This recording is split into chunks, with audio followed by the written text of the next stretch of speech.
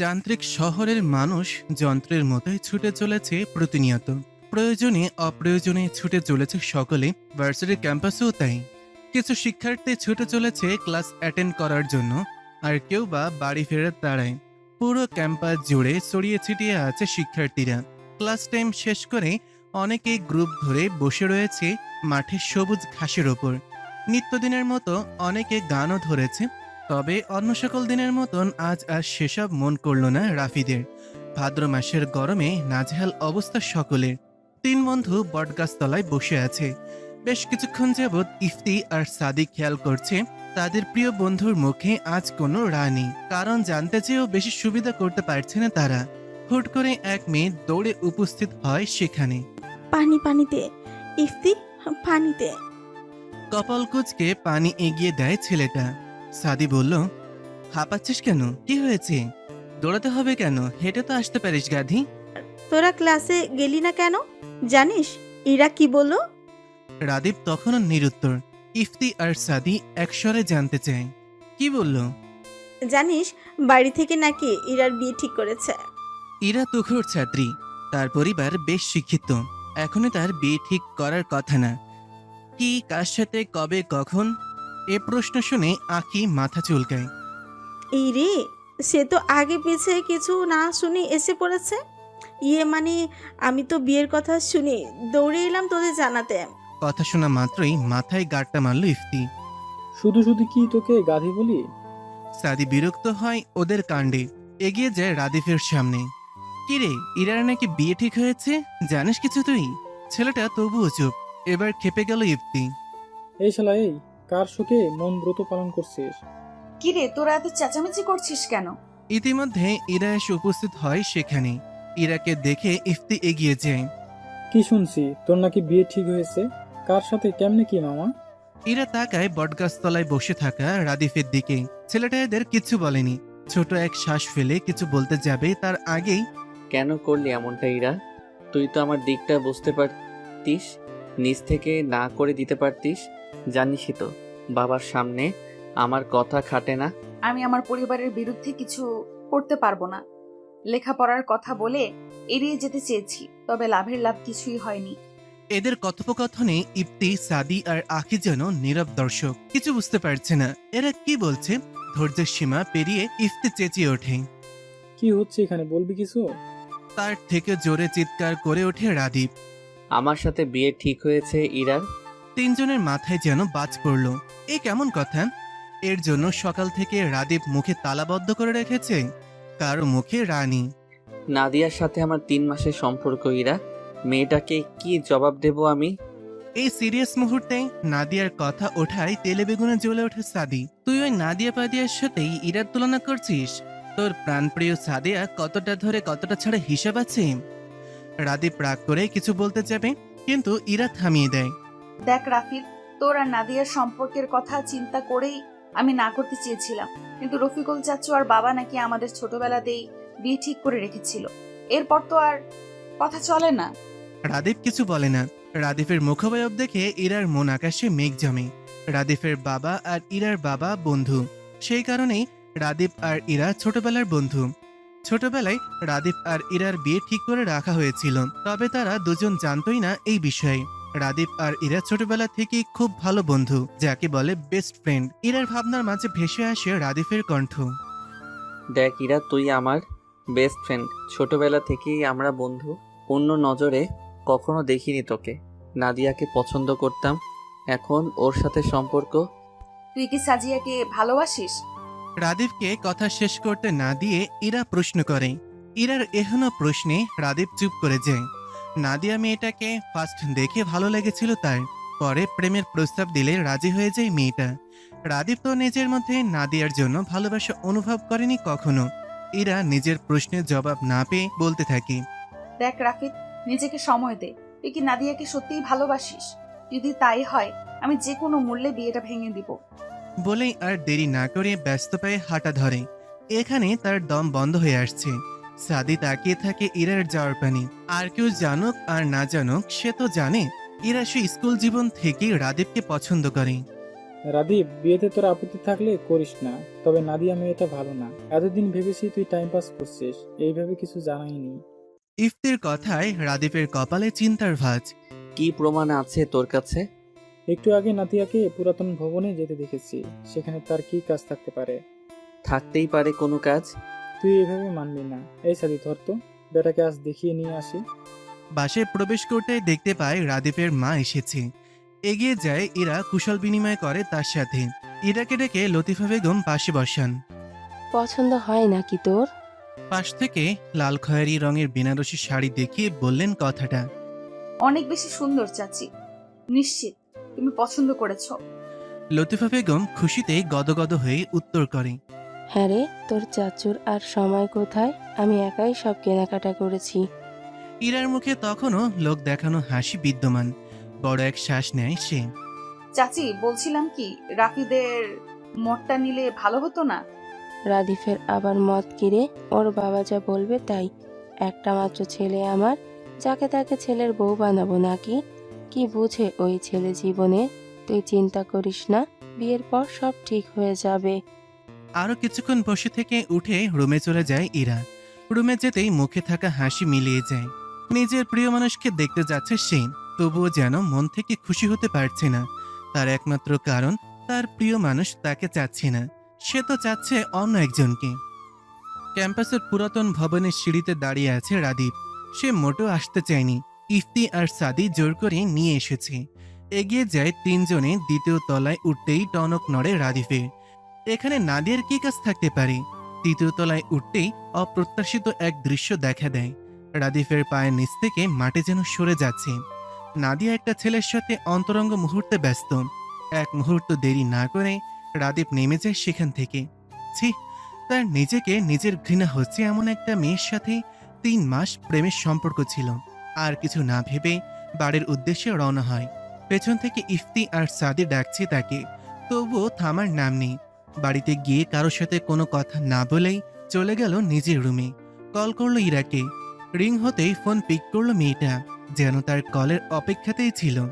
আমি কাউকে ভালোবাসি না ইরা, আমি তোকে বিয়ে করতে রাজি। ইরার খটকা লাগে। রাদিফের কণ্ঠ যেন কেমন শোনাচ্ছে তার কাছে। রাফিদ, তুই ঠিক আছিস? নিঃশব্দে হাসে ছেলেটা। ইরার এই স্বভাবটা ছোটবেলা থেকেই। মেয়েটা কেমন করে যেন সব বুঝে যায়।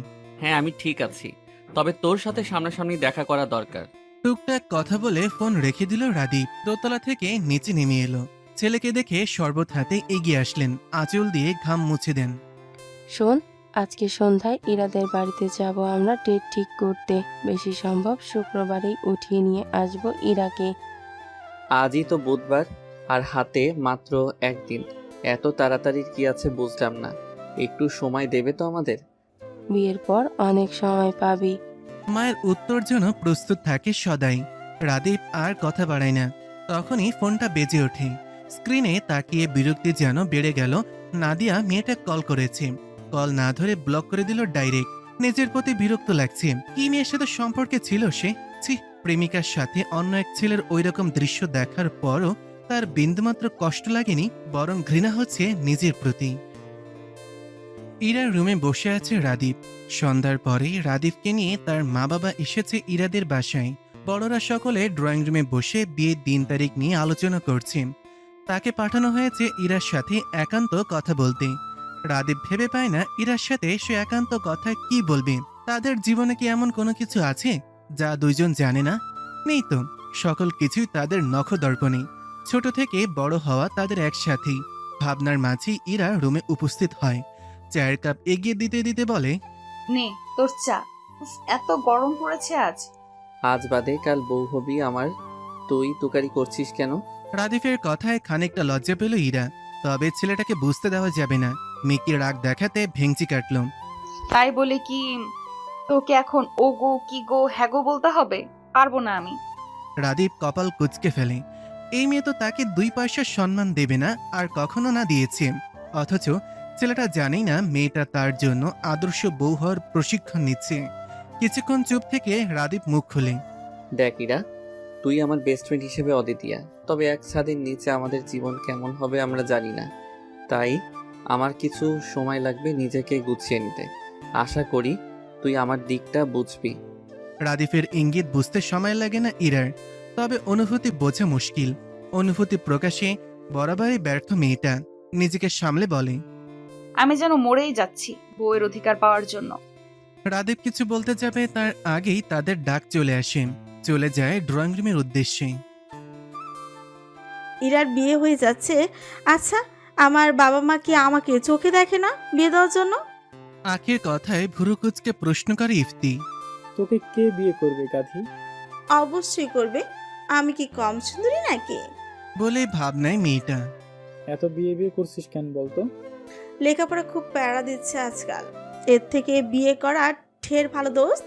ছাই দিয়ে $2 দিলেই পাতিল পরিষ্কার। আখির কথায় হেসে দেয় সকলে। এরা বলে ওঠে, কাল সময় মতো চলে আসিস কিন্তু সকলে। আখি মেয়ে পক্ষ থাকবে আর তোরা দুজন রাফিদের সাথে বর পক্ষ থেকে আসবি, তাই না রাফিদ? হুম। ফোনের স্ক্রিনের দিকে তাকিয়ে উত্তর দেয় রাদীপ। নীরব এক দীর্ঘশ্বাস ফেলে ইরা। বিয়ের কথা হচ্ছে থেকেই ছেলেটা কেমন চুপচাপ, কারোর সাথেই কোনো কথা বলে না তেমন। ইরার সাথে তো নাই। মাঝে মাঝে ইরার আফসোস হয়, ভালোবাসার মানুষ পেতে গিয়ে তাদের বন্ধুত্ব নষ্ট হয়ে যাবে না তো। সাদি অবলোকন করছে ইরার মুখবয়ব। কেমন শান্ত হয়ে গেছে মেয়েটা। ইরা তো নিজের ভালোবাসা পেতে যাচ্ছে, তবু এমন মলিনতা কেন তার মুখ জুড়ে। সাদি এগিয়ে যায় ইরার দিকে। ইরা, আয় তো, আজ তোকে ভেলপুরি খাওয়াতে নিয়ে যাব। কেন কেন? ইরা একা কেন? আমিও খাবো। তোকে কাল খাওয়াবো। ইরা, আয় তো।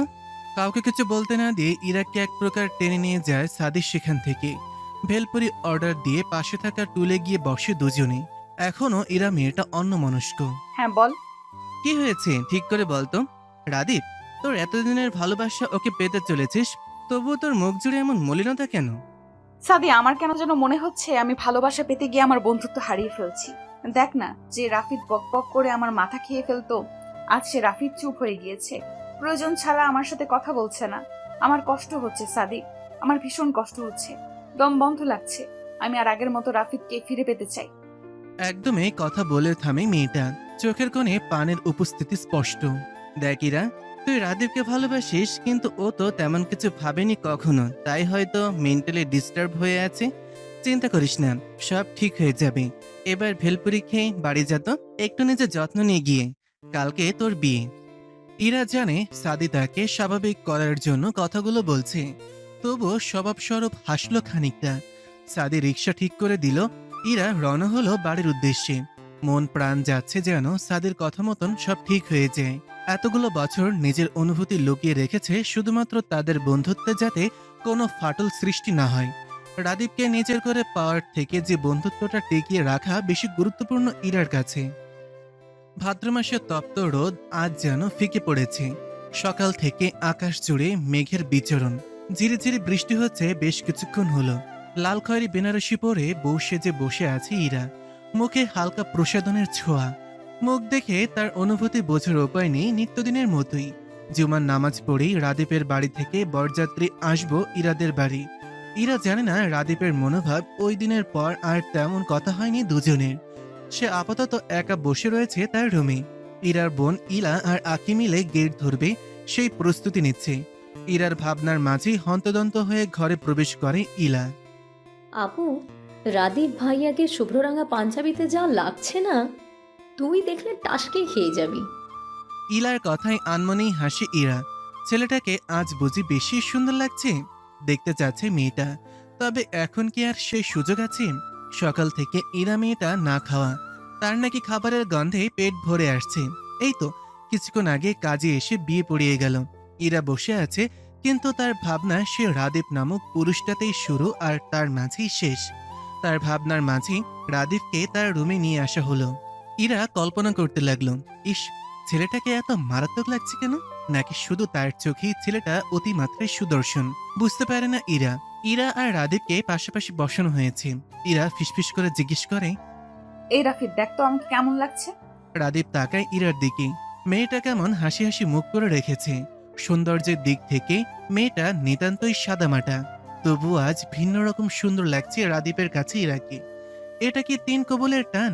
হয়তো তাই। ঘর জুড়ে রজনীগন্ধা আর গোলাপ ফুলের গন্ধে মৌ মৌ করছে। বিছানার মাঝখানে ইরাকে বসিয়ে রেখে গেছে আঁখি।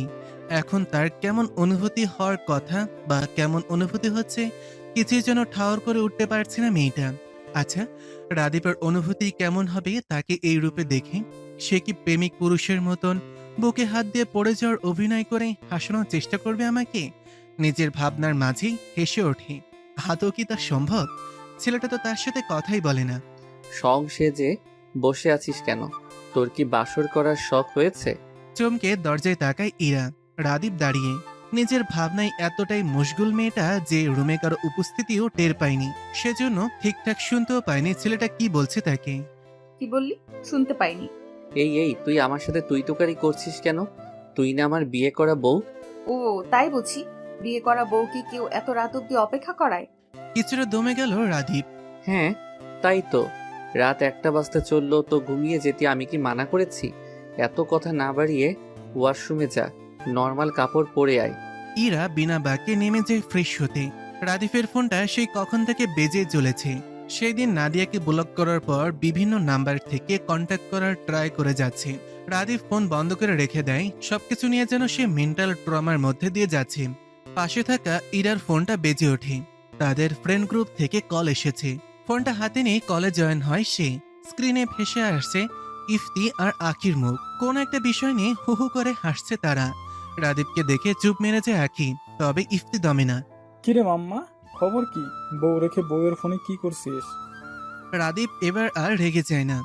বউ ফ্রেশ হতে গিয়েছে, আপাতত বউয়ের ফোনই কাছে। রাদীপের স্বাভাবিক রূপ দেখে আঁকি হতভম্ব। 2 দিন আগেও মুখ প্যাঁচার মতো করে রেখেছিলি বিয়ে করবি না বলে, আজই বউ বউ করছিস, লজ্জা লাগে না? আরে এটা তো আমাদের ইরার ক্রেডিট, তাই না রে রাদীপ? আজ একটা বউ নেই বলে বউ বউ করতে পারছি না। ধুর শালারা, ফোন রাখ। বলেই কল কেটে দিল রাদীপ। এদের মুখের ভাষা অন্যদিকে চলে যাওয়ার আগেই কেটে পড়া ভালো। বেশ অনেকক্ষণ বাদেই ইরা বেরিয়ে এলো। রাদীপের হাতে তখনও ইরার ফোন। কে কল দিয়েছিল রাফিদ? রাদীপ এ প্রশ্নের উত্তর দেয় না, বরং পাল্টা প্রশ্ন করে। ইমন কে এরা? ইরা ভুরু কুচকায়। হঠাৎ এই প্রশ্ন? আরে ইমন তো আমার খালাতো ভাই হয়। তোর সাথে দেখা হয়েছে তো তোর মনে নেই? ওর সাথে তোর এত কি কথা?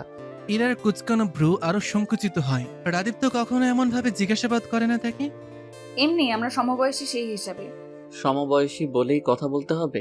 বালের লজিক দেখাও তুমি আমাকে। ইরা অবাকের ওপর অবাক হচ্ছে।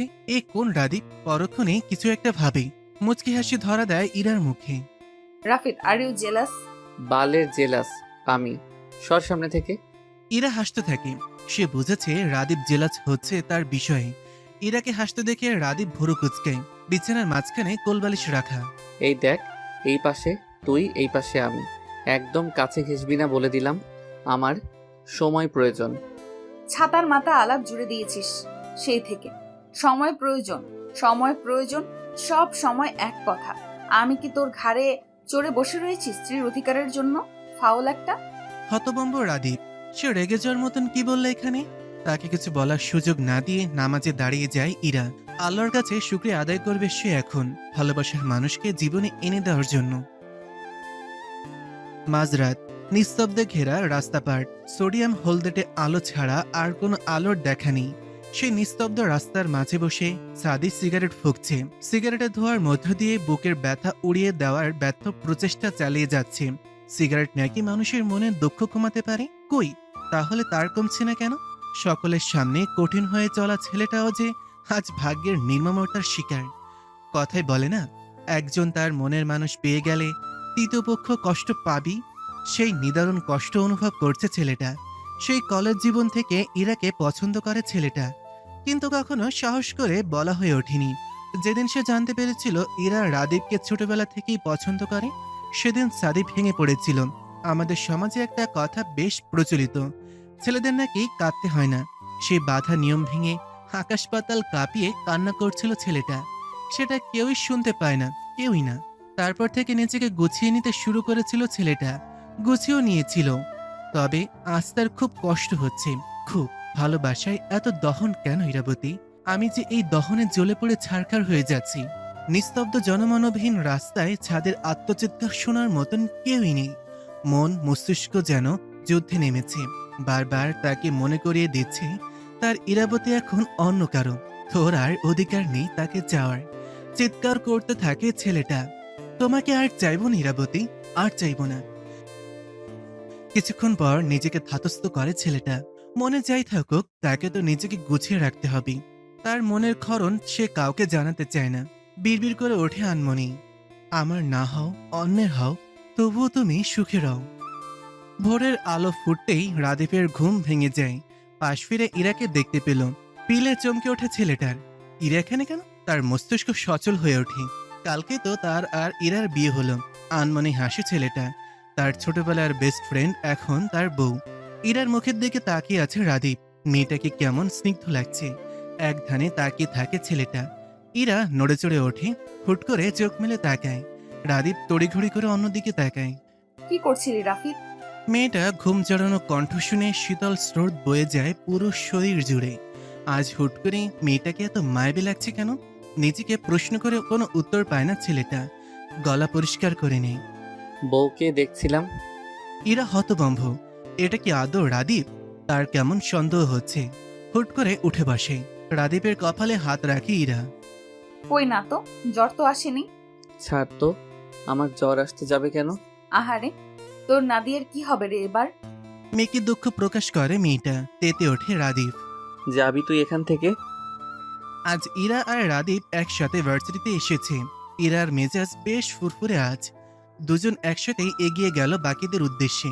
বটগাছের কাছাকাছি আসতেই ইপ্তি বেশ জোরেই বলে ফেলে, এই কি রে, তোরা আজই ক্যাম্পাসে এসেছিস? আমি ভাবলাম রাদীপ হয়তো 3 দিনেও দরজাই খুলবে না। ইরা লজ্জায় মরিমরি অবস্থা। তবে রাদীপ এগিয়ে যায় ইফতির দিকে। তবে রে, আজ হচ্ছে তোর। রাদীপ ধরার আগেই ইফতি পগার পায়। রাদীপও কি কম যায়? সেও পিছু ধাওয়া করেছে। আখি আজকে ভার্সিটি আসেনি। ইরা এগিয়ে যায় সাদির পাশে। সাদিক, তুই ঠিক বলেছিলি, রাফিদ নর্মাল হচ্ছে আমার সাথে। সাদি তাকায় ইরার দিকে। খুশিতে কেমন চকচক করছে মেয়েটার মুখ। এই হাসি মুখের দিকে তাকিয়ে এসে সারাটা জীবন পাড়ি দিতে পারবে। তুই সুখী হয় ইরা, তোর সুখেই আমার সুখ। বলেই ইরার মাথায় হাত রাখে ছেলেটা। পরক্ষণেই হাত ছুড়িয়ে নেয়। তার এমনটা করার অধিকার নেই। পুকুর পাশে দাঁড়িয়ে আছে রাদীপ। তার পাশেই নাদিয়া মেয়েটা। রাদীপ মোটেও আসতে চায়নি। নাদিয়া এক প্রকার বাধ্য করে নিয়ে এসেছে তাকে। তুমি আমাকে ব্লক করে দিয়েছো কেন? আমার সাথে কোনো কন্ট্যাক্ট করছো না কেন? আমি বিয়ে করে নিয়েছি। আমার জীবনে আমার স্ত্রী ছাড়া অন্য কোনো নারী থাকুক তা আমি চাই না। তোমার আর কোনো প্রশ্নের উত্তর দিতে আমি প্রয়োজন মনে করছি না। বলেই পাশ কাটিয়ে চলে যেতে নেয় রাদীপ। কিন্তু নাদিয়া নামের অসভ্য মেয়েটা জড়িয়ে ধরে তাকে পেছন থেকে। দেখলে মনে হবে দুজন দুজনকেই জড়িয়ে ধরেছে। আর হলো তাই। ঠিক সেই মুহূর্তে ইরা সেখানে উপস্থিত হয়। আগে পিছু কিছু না দেখে সেই মুহূর্ত দেখেই থমকে যায় ইরার পৃথিবী। আর এক মুহূর্ত দেরি না করে চলে যায় সেখান থেকে। আর একটু সময় থাকলে হয়তো রাদীপের দেওয়া চরটাও দেখতে পারত। একটু দেরি করলে হয়তো নিজেদের মধ্যে ভুল বোঝাবুঝি তৈরি হতো না। ইরা কোথায়? পুকুর পাড় থেকে এসে ইরাকে না দেখে প্রশ্ন করে রাদীপ। তার প্রশ্নে ভুরু কুঁচকায় সাদি। ইরা তো পুকুর পাড়ের দিকে গেল, দেখা হয়নি তোর সাথে? রাদীপের মস্তিষ্ক সেকেন্ডেই ধরে ফেলে সম্পূর্ণ বিষয়। ইরা তাহলে কি সেখানে ছিল? ইরা কি তাকে ভুল বুঝলো? Shit shit. ব্যস্ত পায়ে নিজের রুমে প্রবেশ করে রাদীপ। ইরা নিচের ফ্লোরে বসে হাঁটুতে মুখ গুজে বসে আছে। কেঁপে কেঁপে উঠছে খানিক বাদে বাদে। স্পষ্ট বোঝা যাচ্ছে মেয়েটা কান্না করছে। রাদীপ এগিয়েছে। ইরা, এইরা আমাকে ভুল বুঝছিস তুই? রাদীপের কথায় মুখ তুলে তাকায় ইরা। ইরা সে বিধ্বস্ত মুখ দেখে রাদীপের বুক ধক করে উঠে যেন। ইরা, আমাকে ক্লিয়ার করার সুযোগ। তোকে আমি বিয়ের আগে জিজ্ঞাসা করেছিলাম তুই অন্য কাউকে ভালোবাসিস নাকি। জিগাইনি, তুই কেন স্বীকার করলি না? আজ আমার ওই দৃশ্য কেন দেখতে হলো? বল, কেন দেখতে হলো? শেষের কথাগুলো চিৎকার করে বলতে থাকে ইরা। সে যেন এখন নিজের মধ্যে নেই। রাদীপকে কিছু বলতে না দিয়ে আবার বলা শুরু করে। তুই যদি একবার স্বীকার করতি তুই অন্য কাউকে ভালোবাসিস, আমি কখনো তোর জীবনে আসতাম না। তুই কেন বললি না আমাকে? ইরা, আমার সাথে ওর কোনো সম্পর্ক নেই। সম্পর্ক নেই? তোকে মেয়েটা জড়িয়ে ধরলো আর তুই বলছিস সম্পর্ক নেই? এবার গতি হারালো রাদীপ। এত রিয়াক্ট করার কিছু দেখছি না ইরা, তুই বেশি বেশি করছিস। ওর সাথে সম্পর্ক ছিল, আজ শেষ করে দিয়ে এসেছি। হুট করেই ইরা হাসতে থাকে, যেন পৃথিবীর সবচেয়ে মজার জোকস শুনেছে সে। হাসতে হাসতেই বলতে থাকে, হ্যাঁ তুই ঠিক বলেছিস, আমিই বেশি রিয়েক্ট করছি। জানিস রাফিদ, বিয়ের আগে আমার কোনো অধিকার ছিল না। তোকে অন্য কারোর সাথে দেখেও কিছু বলতে পারিনি, আর না পেরেছি নিজের মনের কথা তোকে জানাতে। কিন্তু এখন এখন তো আমার পূর্ণ অধিকার আছে রাফিদ। তোকে নিজের করে পাওয়ার পর নিজ থেকে একটা অধিকার বোধ জন্মেছে তোর প্রতি।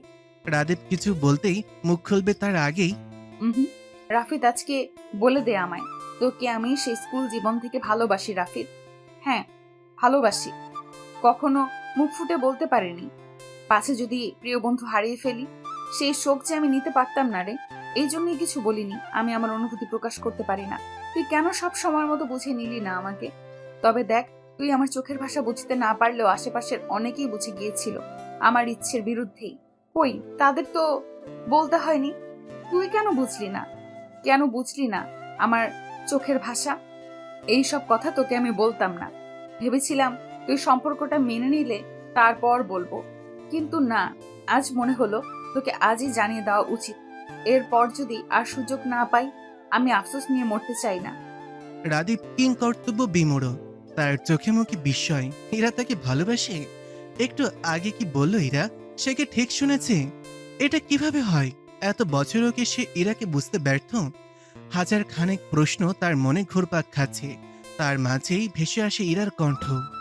একদিন তোকে প্রান্তরেখার পথিক বানিয়ে চলে যাব বহু দূরে। সেই দিন তুই খুব করে চাইলেও আমাকে আর পাবি না। বলে চলে যেতে নেয় সেখান থেকে। তার আগেই রাদীপ ইরার হাত ধরে ফেলে। রাফিদ ছাড়, আমি একা থাকতে চাই।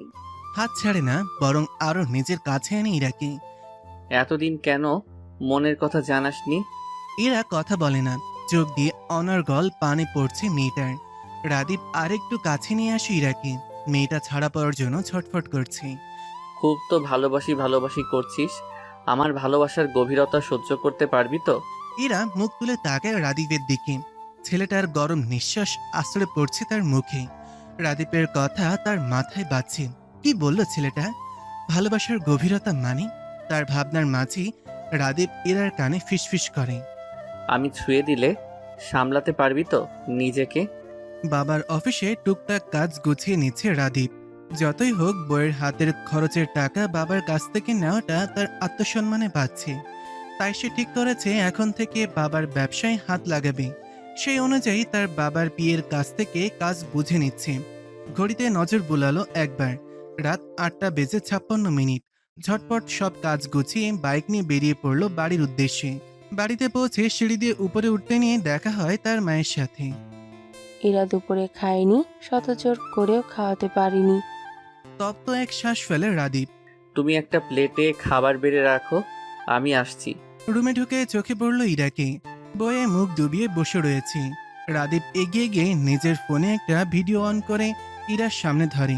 নাদিয়া মেয়েটার সাথে রাদীপ যখন পুকুর পাড়ে কথা বলছিল, সেই সময় সিসিটিভি ফুটেজ। এটা জোগাড় করতে ছেলেটা সারা বিকাল ক্যাম্পাসেই ছিল। ভিডিওতে রাদীপের চড়মারা সিনটা স্পষ্ট। ইরা রাদীপের দিকে তাকায়। মুখে বললে বিশ্বাস করবি না বলেই ভিডিও জোগাড় করে আনলাম। এবার বল, আমাকে ভুল বোঝার অপরাধে তোকে কি শাস্তি দেওয়া যায়? ইরা নিশ্চুপ। রাদীপকে ভুল বোঝা উচিত হয়নি। সে তো জানে রাদীপ কেমন ছেলে, তবুও। আমি সরি। বালের সরি তোর কাছেই রাখ, যা চোখ মুখে পানি দিয়ে আয়। ইরা সোফার ওপর আয়েশ করে বসে আছে। রাদীপ খাবার নিয়ে এসেছে নিচ থেকে। মেয়েটা কিছু বলার আগেই রাদীপ ইরার মুখের সামনে ভাতের লোকমা। ইরা চোখ তুলে তাকায় রাদীপের দিকে। তাকিয়ে রয়েছিস কেন?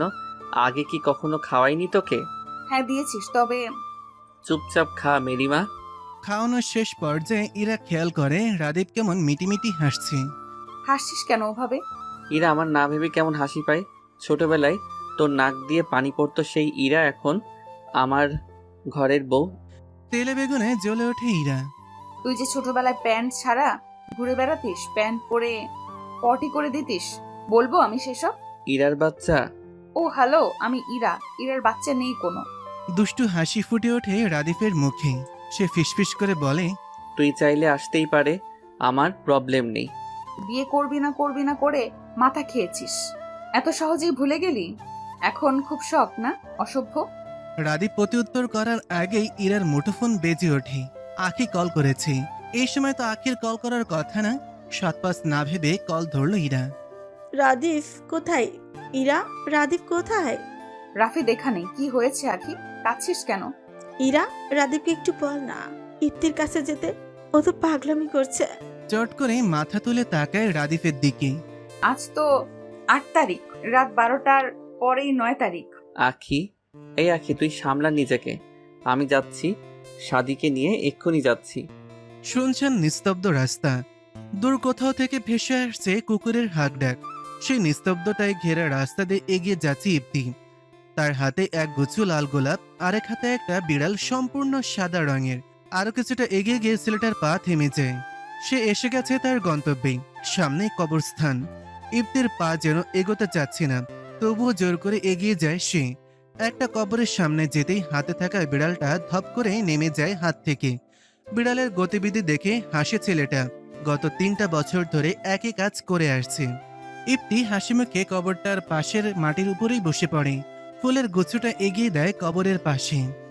দেখ না তনয়া, আজ আমি তাড়াতাড়ি এসেছি, অনেক গল্প করব তার সাথে। ওপাশ থেকে কোনো উত্তর আসে না। আসবে বা কিভাবে? কবরে থাকা মানুষ কি কথা বলতে পারে? এই তনয়া দেখ, আমি তোর জন্য লাল গোলাপ নিচ্ছি। তুই তো লাল গোলাপ খুব করে চাইতিস আমার কাছে। দেখ না, উঠবি না? সাদা বিড়ালটা শুয়ে আছে কবরের সাথে লেপ্টে। বোবা প্রাণীটাও বুঝতে পারে তার মালিক। এই দেখ, সাথে এনিকেও এনেছি, ওকেও দেখবি না? হাত ঘড়িতে সময় দেখে নিল, 12টা বাজতে 2 মিনিট বাকি। ইফতি চিত হয়ে শুয়ে। 3, 2, 1, হ্যাপি বার্থডে তনয়া। তুই সব সময় বলতিস না সবার আগে ইফতি ভাই আমাকে বার্থডে উইশ করবে। তোর কথা মতো আমি আজও সবার আগে তোকে উইশ করার জন্য এসেছি। দেখ, কবরের মাটিতে হাজারো চুমুতে ভরিয়ে দেয় ছেলেটা। চোখ দিয়ে গড়িয়ে পড়ছে উষ্ণ তরল। ছেলেটা হুট করে চিৎকার করে ওঠে। তনয়া, তনয়া রে, বড় বাবা আমায় বলেছিল তোর বয়স 18 হলেই আমার হাতে তুলে দিবে তোকে। এই দেখ, আজ তোর বয়স 18 হয়ে গেল। তুই ফিরে আয় তনয়া, তোকে তো আমি ঘরের বউ করব। আয় না, কেন চলে গেলি আমাকে ফাঁকি দিয়ে? আমার যে কষ্ট হয় তনয়া, তুই তো আমার কষ্ট সহ্য করতে পারতিস না, তবে আজ কেন আসছিস না? দেখ না তনয়া, আমি কাঁদছি, কষ্ট হচ্ছে, আমার বুক ছিঁড়ে যাচ্ছে তনয়া। আয় না, তুই নেই, আমাকে কেউ ভাত বেড়ে খেতে দেয় না তনয়া। আমাকে একা করে কেন চলে গেলি? আমার মাথাটা হাতায় দে না। আসছিস না কেন? শুনতে পাচ্ছিস না তুই আমার কথা? ইফতির হ্যালুসিনেশন হচ্ছে। চোখের সামনে ভেসে উঠছে তনায়া। এই তো আমার তনয়া, তোকে আর রেখে যাব না, চল আমার সাথে। ইফতি মেয়েটার হাত ধরতেই হাওয়ায় মিলিয়ে যায় মেয়েটার অবয়ব। আরো বেশি পাগলামি করতে লাগে ইফতি। পাগলের মতন কবরের মাটি খুঁড়তে লাগে। ওই মুহূর্তে ওইখানে উপস্থিত হয় সাদি আর রাদীপ। ইফতি, কি করছিস কি? এরকম করলে তনয়া আরো কষ্ট পাবে। মাথা তুলে পেছনে তাকায় ইফতি, গিয়ে জড়িয়ে ধরে রাদীপ আর সাদিকে। দেখ না, একটু আগেই তনয়া এখানে ছিল, আমি হাত ধরতেই গায়েব হয়ে গেল। আসতে বল না ওকে, আজ যে ওর বয়স 18 হয়ে গিয়েছে, এখন ওকে আসতে বল, বড় বাবা আমার হাতে তুলে দিবে। বল না রাদীপ, এই সাদি তুই বল। দুইজনই বেশ বুঝতে পারে ইফতির আবারও হ্যালুসিনেশন হচ্ছে। এটা নতুন না, প্রায়ই হয়। ইফতি, অনেক রাত হয়েছে, চল। তোরা বুঝতে পারছিস না, আমার তনয়া আজ যাবে আমার সাথে, ও তো কথা দিয়েছিল। শত বুঝিও লাভের লাভ কিছুই হলো না। ইফতি পাশে বসে এক দৃষ্টিতে তাকিয়ে আছে। রাদীপ আর জোর করেনি, ইফতির সময়ের প্রয়োজন। বছরের 2টা দিন ইফতি নিজের মধ্যে থাকে না। এক তনয়ের জন্মদিন আর এক তনয়ের মৃত্যুবার্ষিকীতে। অনেক সময় বাদে রাদীপ এগিয়ে যায়, কাঁধে হাত রাখে। ইফতি, এবার যেতে হবে। ইফতি শোনে রাদীপের কথা, দুহাত দিয়ে জড়িয়ে ধরে কবরটাকে, মাটিতে চুমু এঁকে দেয়। আমি আবার আসবো তনয়া। চল রাদীপ। রাদীপ তাকায় ইফতির দিকে। ছেলেটা নিজেকে স্বাভাবিক করতে চাচ্ছে দেখে আর কথা বাড়ায় না। শুনছেন নিশুতির রাতে 3 বন্ধু রওনা হয় তাদের বাড়ির উদ্দেশ্যে। হুট করে রাদীপ বাইক থামায়। সাদি বলে, কিরে থামলি কেন? রাদীপের দেখা দেখি বাকি 2জনও নেমে যায়। কোথায় থেকে যেন আঁকি দৌড়ে এসে ইফতির গায়ে হামলে পড়ে। হঠাৎ এমনটা হওয়ায় কিছুটা পিছিয়ে যায় ইফতি। পরক্ষণে সামলে নেয় নিজেকে। কি হয়েছে গাড়ি, কাঁদছিস কেন?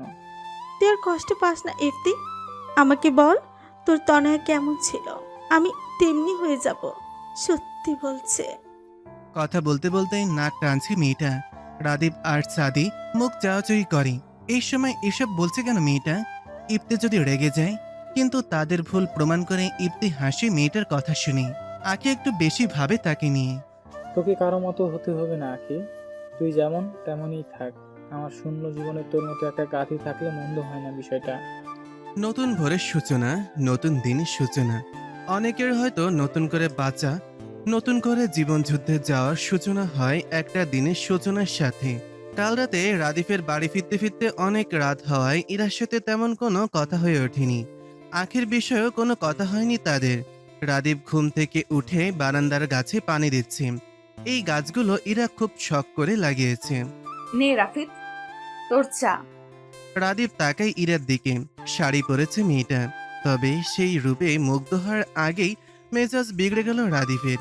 ইরা হাত থেকে চায়ের কাপ রেখে দেয় অন্য পাশে, টেনে রুমে নিয়ে দেয়ালের সাথে আটকে ধরে ইরাকে। এই তোকে না বলেছি তুমি করে বলতে, তুমি বল এক্ষুনি তুমি করে বলবি। অন্যদিকে ফিরে ইরা। অনেক দিনের অভ্যাস, তুমি করে বলতে আমার লজ্জা লাগে। আহারে সোনা, লজ্জা লাগার কিছু বলিনি আমি, তুমি করে বলো এক্ষুনি ফার্স্ট ইরা। ইরা চোখ মুখ কুচকে। তো তুমি? রাদীপ হাসে। ইরা তাকিয়ে থাকে সেই হাসি মাখা মুখের পানে। আখির সাথে কথা হয়েছে তোর? হ্যাঁ, সকালে কল করেছিল, ইফতির কথা জিজ্ঞেস করেছিল। রাদীপ ইরাকে কালকের ঘটনা খুলে বলে। আচ্ছা তোরা মেয়েরা এমন কেন, আখি কেন প্রকাশ করছে না নিজের অনুভূতি? আসলে আখি আর 5টা মেয়ের মতো না, আমরা সবাই জানি। ওর মধ্যে বাচ্চা মোটা রয়ে গিয়েছে, হয়তো ও নিজেই নিজের অনুভূতি বুঝতে অক্ষম। রাদীপ বুঝমানের মতন মাথা নাড়ে। হুট করে প্রশ্ন করে, আজ শাড়ি পরেছিস কেন?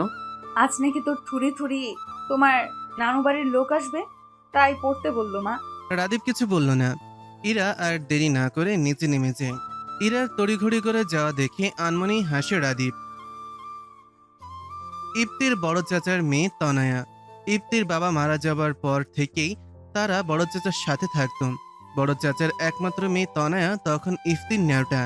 সব কাজেই তার ইপ্তি ভাইয়াকে লাগবেই। মাঝে মাঝে ইপ্তি বিরক্ত হতো, কিন্তু দিন যাওয়ার সাথে সাথে ইপ্তি কেমন যেন মেয়েটার মায়ায় জড়িয়ে পড়ে। তনয়া শৈশব থেকে কৈশোরে পদার্পণ করার পর যেন ইফতিকে নিয়ে তার পাগলামো বাড়তে থাকে। একদিন হুট করে বাবার কাছে গিয়ে বলেই ফেলল ইফতিকে সে বিয়ে করবে। ইফতির চাচি ইফতিকে তেমন একটা পছন্দ করতো না, তবে তনয়ের বাবা ইফতির প্রতি মেয়ের আসক্তি দেখে তাদের বিয়ে পড়িয়ে রেখেছিল খুব গোপনে। কথা ছিল তনয়ের 18 বছর হলেই মেয়েকে ইফতির হাতে তুলে দেবেন। কিন্তু হয় ভাগ্যের নির্মম পরিহাস, বিয়ে হওয়ার ঠিক 1 সপ্তাহের মাথায় মেয়েটার নাক মুখ দিয়ে রক্তবমি করতে থাকে। মেয়ের অবস্থা দেখে বাবা আর ইফতি হসপিটালে নিয়ে যায়। সেখানে গিয়ে হয়তো ইফতি তার জীবনের সবথেকে বড় সত্যের সম্মুখীন হয়েছিল। তনয় মেয়েটার ব্লাড ক্যান্সার লাস্ট টেস্ট চলছিল, অথচ প্রাণোচ্ছল মেয়েটা জানতো না মরণ ব্যাধি রোগ বাসা বেঁধেছে তার ভেতর। টানা 3 দিন হসপিটালে মৃত্যুর সাথে পাঞ্জে লড়ে পৃথিবীর মায়া ত্যাগ করে মেয়েটা। মৃত্যুর দ্বার প্রান্তে এসো মেয়েটা শক্ত করে ধরে রেখেছিল ইফতির হাত। তার শেষ কথা ছিল, ইফতি ভাই, আমি চাই আমার অবর্তমানে তোমাকে কেউ যত্ন করুক। আমি তোমার প্রথম স্ত্রী হিসেবে তোমাকে অনুমতি দিলাম বিয়ে করার। এটাই আমার শেষ ইচ্ছে। ইফতি সেদিন মেয়েটাকে কোনো উত্তর দিতে পারেনি। অবুঝ মেয়েটা যেন সেদিন বুদ্ধিমতী হয়ে গিয়েছিল। নিজের মৃত্যুর পরোয়া না করে সে ভেবেছিল ইফতির ভালো থাকা নিয়ে। ভালোবাসা এমনও হয়, তার ভালোবাসা হয়তো এমনই ছিল। কাল রাতে ইফতিকে আর বাড়ি ফিরতে দেয়নি, সাদি নিজের বাসায় নিয়ে এসেছিল। সাদি চা নিয়ে রুমে আসে। ইফতি ঘুম থেকে উঠেছে আরো কিছুক্ষণ আগে। 2 বন্ধু চা খাচ্ছে একসাথে বসে। সাদি ইফতিকে কিছু বলতে চাচ্ছে, তবে ছেলেটা যদি আবারও উত্তেজিত হয়ে পড়ে সেই ভেবে চুপ রয়েছে। 7-5 না চিন্তা করে বলেই ফেলল, দেখ ইফতি, অনেক বছর তো হলো, এবার নিজেকে নিয়ে কিছু ভাব, গুছিয়ে নে জীবনটা। আমি নিজেকে গুছিয়েই রেখেছি সাদি, তবে বছরের 2টো দিন আমি নিজের মধ্যে থাকি না, আর না কখন থাকতে পারবো। আখির দিকটা একটু ভেবে দেখলে হয় না? আখি কি চায় ও তো নিজেই জানে না, নিজের অনুভূতি সম্পর্কে এখনো অবগত নয়। ওর থেকে বেশি হয়তো আমি নিজেই জানি ওর অনুভূতি। তাহলে তুই নিজ থেকে কিছু করছিস না কেন? ইফতি পূর্ণ দৃষ্টিতে তাকায় সাদির দিকে। তুই পেরেছিস নিজের মনে অন্য কাউকে জায়গা দিতে? সাদি বিস্ময় নিয়ে ইফতির দিকে তাকায়।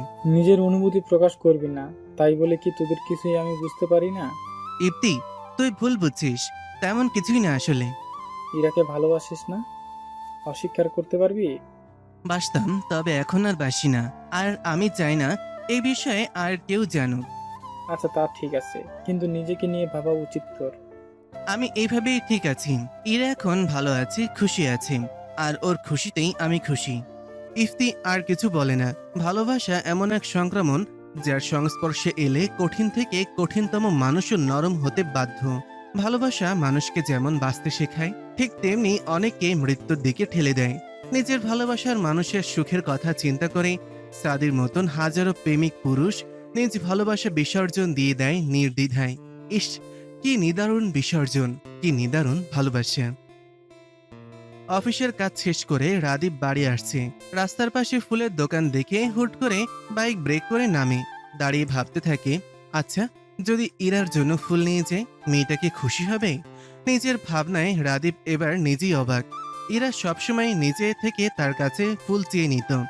আজ সে নিজেই ইরার জন্য ফুল কিনতে আগ্রহ প্রকাশ করছে। বিয়ের পর কিছু কি বদলায়নি তার মাঝে? এই তো বদলেছে অনেক কিছু। রাদীপ তার অনুভূতি ঠাওর করতে পায় না মাঝে মাঝে। আবার সে এত ভাবতেও চায় না। জীবন তো তাকে ভালোই রেখেছে। বন্ধু হিসেবে ইরার জুড়ি মেলা ভার। রাদীপ জানে স্ত্রী হিসেবেও ইরা অপূর্ব। নির্দিষ্ট ফুল খুঁজতে একটু দেরি হলেও কয়েক দোকান ঘুরে ইরার সব থেকে পছন্দের ফুলটাই নিল রাদীপ। ইরা গুনগুন করে গান গাইছে আর বিছানা ঠিক করছে। একটু আগে তাদের বন্ধুদের গ্রুপে কথা হয়েছে। ইফতি নিজেকে সামলে নিয়েছে, আর আঁকি সে তো আগের মতোই। কখন কি করে সে নিজেই বুঝে না। আনমনেই হাসি ইরা। বন্ধুদের মধ্যে আখির বিষয়ে সকলেই জানে যে ইফতিকে সে পছন্দ করে, শুধু মেয়েটা কখনো তা স্বীকার করে না। হাতের কাজ শেষ করে ড্রয়িং টেবিলের সামনে যেতেই তার নাকে এক সুন্দর সুবাস আসে। খুশি হয়ে যায় মেয়েটা। এটা তো দোলন চাপার ঘ্রাণ। পরক্ষণে মেয়েটা ভীত হয়। আশেপাশে তো দোলন চাপা ফুলের গাছ নেই। এত রাতে সে ফুলের ঘ্রাণ পাচ্ছে কেন? দরজা ভেতর থেকে লাগানো। রাদীপ দরজা নক করে, তবে কোনো সাড়া নেই। আবার দরজা নক করবে তার আগেই দরজার লক খুলে যায়। ইরা চোখ মুখ খিচে এক প্রকার চেঁচিয়ে ওঠে, ভূত ভূত। ইরা, ভূত কোথায় দেখলি? এটা তো আমি। রাদীপের কথা শুনে যেন প্রাণ ফিরে পায় মেয়েটা। তুই এসেছিস, এত দেরি করলি কেন? জানিস একটু আগে তেনারা দোলন চাপা ফুলের গ্রান নিয়ে এসেছিল। রাদীপের ভুরু কুচকে যায়। তার আনা দোলন চাপা ফুলের ঘ্রাণ পেয়েছে ইরা, সে সেটা নিশ্চিত। তবে তেনারা? এই মেয়ে আস্ত এক ভীতু। পেছনে রাখা হাতটা বাড়িয়ে দেয় ইরার সামনে। তুই এসেছিস দোলন চাপা? সত্যি তুই এনেছিস আমার জন্য? না, তোর জন্য আনিনি, পাশের শেওড়া গাছের পেতনির জন্য এনেছি। দে দিয়ে আসি। যত সব। ভাবলাম একটু প্রেমিক পুরুষের মতো হাঁটু গেড়ে বসে ফুল দেব। ছ্যা ছ্যা ছ্যা, সেসব কি আর আমার কপালে আছে? সর সামনে থেকে। ইরা রাদীপের কোনো কথাই কানে নিল না। সে তার প্রিয় দোলন চাপা পেয়েছে প্রিয় মানুষের কাছ থেকে। এর থেকে কি আর চাওয়ার থাকতে পারে তার? রাদীপ তাকিয়ে আছে ইরার দিকে। মেয়েটা বাচ্চাদের মতন প্রাণোচ্ছল হয়ে গেছে ফুল পেয়ে। ইরা তাকাতেই নিজেকে স্বাভাবিক করে জিজ্ঞাসা করে, তুই না বলেছিলি নানুরা আসবে? কই দেখলাম না তো। কাল আসবে বললো মা। রাদীপ আর কথা বাড়ায় না, ফ্রেশ হতে চলেছে। ইরা তাকিয়ে থাকে রাদীপের দিকে। ছেলেটা কি স্বাভাবিক স্বামী হতে চাচ্ছে? হয়তো তাই। না হলে যে রাদীপকে বলে কয়ে ফুল নিতে হতো, সেই রাদীপ নিজ থেকে তাকে ফুল এনে দিল আজ। ইরার খুশি যেন আজ বাদ মানে না। ইরা ড্রেসিং টেবিলের সামনে রেখে দেয় ফুলগুলো। তার স্বামীর দেওয়া প্রথম উপহার বলে কথা। সূর্য যেন আজ নিজের পূর্ণ তেজ দিয়ে কিরণ ছড়াচ্ছে চারপাশে। ভ্যাপসা গরমে নাজেহাল অবস্থা পথচারীদের। তাদের মধ্যে ইলাও অন্যতম। কলেজের কিছু কাজে বের হয়েছিল বাড়ি থেকে। তা না হলে এই গরমে সে জীবনেও বের হতো না। মেয়েটা বিপাকে পড়ল রাস্তা পার হতে গিয়ে। শহরে বেড়ে ওঠার পরও রাস্তা পার হতে পারে না ইলা। রাস্তায় আর কেউই নেই যে অন্যজনের সাথে পার হয়ে যাবে। খানিক বাদে কানে আসে তাকে উদ্দেশ্য করে বলা গুটি কয়েক শব্দ। এখন রাস্তা পার হওয়া শিখলে না মেয়ে? শব্দের মালিকানা খুঁজতে পেছনে ফিরে দেখতে পায় সাদি দাঁড়িয়ে। ইলা লজ্জা পায় খানিকটা, মাথা নিচু করে নেয়। এর আগেও একদিন সাদি তাকে রাস্তা পার করে দিয়েছিল স্কুলে থাকতে। এবারও কেন এই লোকের সামনেই পড়তে হবে? হুট করে সাদি ইলার হাত ধরে রাস্তার ওপারে নিয়ে যেতে থাকে। ইলার কি হলো সে জানে না। সে তো তাকিয়ে আছে সাদির ধরা হাতের দিকে। এ কেমন অনুভূতি? সে তো পরিচিত নয় এসবের সাথে। মনে হচ্ছে পেটের তলদেশে রঙিন প্রজাপতিরা সুড়সুড়ি দিয়ে যাচ্ছে। তার অযাচিত ভাবনার মাঝে মানবটা হাত ছেড়ে দেয়। তার ভাবনার সুতাও ছিঁড়ে যায়। রাস্তা পার হতে শিখো মেয়ে। প্রতিবার কিন্তু আমি থাকবো না বাঁচানোর জন্য। থাকলেই মন্দ হয় না। মুখ ফসকে বেরিয়ে গেল কথাটা কেমন। ইলা অপ্রস্তুত হয়ে পড়ে। ইলার কথাই হেসে ওঠে ছেলেটা। বেশ কথা শিখে গেছো দেখছি। ইলা কি শুনলো সাদির কথা? কি জানি, সে তো ওই মানবের হাসি মাখা মুখের দিকে তাকিয়ে। পুরুষ মানুষের হাসি এত সুন্দর হয়? মেয়েটা কি আগে কখনো এমন হাসতে দেখেনি তাকে? দেখেছি তো, তখন কেন এত মুগ্ধতা প্রকাশ পায়নি? নিজের ভাবনার কোনো উত্তর পায় না ইলা। ইলার এক ধ্যানে তাকিয়ে থাকায় খেয়াল করে কিছুটা শব্দ করলো সাদি। মেয়েটা ভাবনার জগৎ থেকে বাস্তব জীবনে টপকে পড়ল। কি এত ভাবো? প্রেম করছো নাকি আজকাল? আর কোথায় যাচ্ছিলে? এতগুলো প্রশ্ন অগ্রাহ্য করে উত্তর দেয়। কলেজে যাচ্ছিলাম ভাইয়া, আজ তাহলে আসি। কথা শেষ করতেই পা চলতে থাকে, যেন কত ব্যস্ত সে। সাদি তাকিয়ে থাকে মেয়েটার যাওয়ার পানি। মেয়েটা কি লজ্জা পেল? ইলা হুট করে পেছনে ফেরে। আপনার হাসি মারাত্মক সুন্দর। মেয়েটা আর দেরি করে না, হুট করে দৌড়ে চলে যেতে থাকে। কিছু কিছু সময় মনের অবদ্ধ ইচ্ছাগুলো পূরণ করতে হয়, যেমনটা ইলা করলো। এদিকে সাদি হতভম্ব, আনমনে বিড়বিড় করে বলে, মেয়ে মানুষ পিথাগোরাসের উপপাদ্যের চেয়েও জটিল। সকাল থেকে ইরা শাশুড়ির সাথে রান্নাঘরে। রাদীপ আজ ভার্সিটি গিয়েছে। রাদীপের নানুবাড়ির সবাই আসবে আজ নতুন বউ দেখতে। সেই সুবাদে ইরার বাড়ির সবাইকেও দাওয়াত করা হয়েছে আজ। রাদীপ আসার সময় ইফতি, সাদি আর আকিকে সাথে করে নিয়ে আসবে। সেসবে তোড়জোড় চলছে সকাল থেকে। সব রান্না রাদীপের মা একা হাতে করলো, ইরা হাত লাগিয়েছে তাতে। রান্নার কাজ প্রায় শেষের দিকে, তখন ডোরবেল বেজে ওঠে। লতিফা বেগম ব্যস্ত পায়ে ছুটে গেলেন। ইরাও বেরিয়ে এলো রান্নাঘর থেকে। হাঁটো ছুঁই ছুঁই ওয়েস্টার্ন ড্রেস পরা এক মেয়ে জড়িয়ে ধরে আছে লতিফা বেগমকে। ইরাকে দেখে লতিফা বেগম কাছে ডাকলেন। ইরা এদিকে আয়, পরিচয় করিয়ে দেই। ও হচ্ছে আমার ভাইয়ের মেয়ে লিজা। ইরা এগিয়ে গিয়ে কুশল বিনিময় করলো, তবে মেয়েটা বোধহয় খুব বেশি খুশি হলো না ইরার উপস্থিতিতে। রাদীপের নানি এগিয়ে যায় ইরার কাছে। এ মা, তুমি এখনো সকালের বাসি পোশাক পরোনি কেন মেয়ে? বাড়ি থেকে কিছু শিক্ষা পাওনি নাকি? স্বামীর সাথে এক বিছানায় ঘুমিয়ে সেই কাপড় না পাল্টে কেমনে ঘুরে বেড়াইতেছো? তিনি আগের যুগের মানুষ, তবে সব দিকেই তার চোখ থাকে সব সময়। মায়ের কথায় পরিবেশ স্বাভাবিক করতে লতিফা বেগম বললেন, আসলে মা, কাজের চাপ ছিল তো, তাই আমি বলেছি পরে গোসল দিতে। ইরা যা তো মা, এখন ঘরে গিয়ে ফ্রেশ হয়ে রেস্ট নে। রাদীপের নানু বাঁকা চোখে তাকালেন ইরার দিকে। তার নজর বুঝিয়ে দিচ্ছে তিনি মোটেও ইরাকে পছন্দ করছেন না। শাশুড়ির আদেশ পাওয়া মাত্রই আর দেরি করে না ইরা। এখান থেকে গেলে যেন হাঁপ ছেড়ে বাঁচবে সে। বাড়ি থেকে আমার বিয়ের কথা বলছে। গালে হাত দিয়ে মন মরা হয়ে কথাটা বলে আখি। আখির কথায় ছোটখাটো একটা বিস্ফোরণ ঘটে গেল ইফতির বুকে। বিয়ের কথা বলছে মানে? মামার বাড়ির আবদার নাকি? যে সে যাকে নিয়ে খুশি হতে চাইবে সেই চলে যাবে? এবার আর কিছুই যেতে দেবে না সে। আখিকে তার লাগবেই। ওই গাধিটার ভিত্তিহীন কথাবার্তা না শুনলেই তার জীবন তো অচল হয়ে পড়বে। তবুও ইফতি চুপ করে থাকে। ইফতিকে চুপ করে থাকতে দেখে সাদি মুখ খুলে। তা মন খারাপ কেন? তুই তো সেদিন বললি বিয়ে করতে চাস। ইফতি খুব করে চাচ্ছে এবার অন্তত মেয়েটা কিছু বলুক, তারপর সে সামলে নেবে। কিন্তু মেয়েটা তার আশায় এক বালতি জল ফেলে দেয়।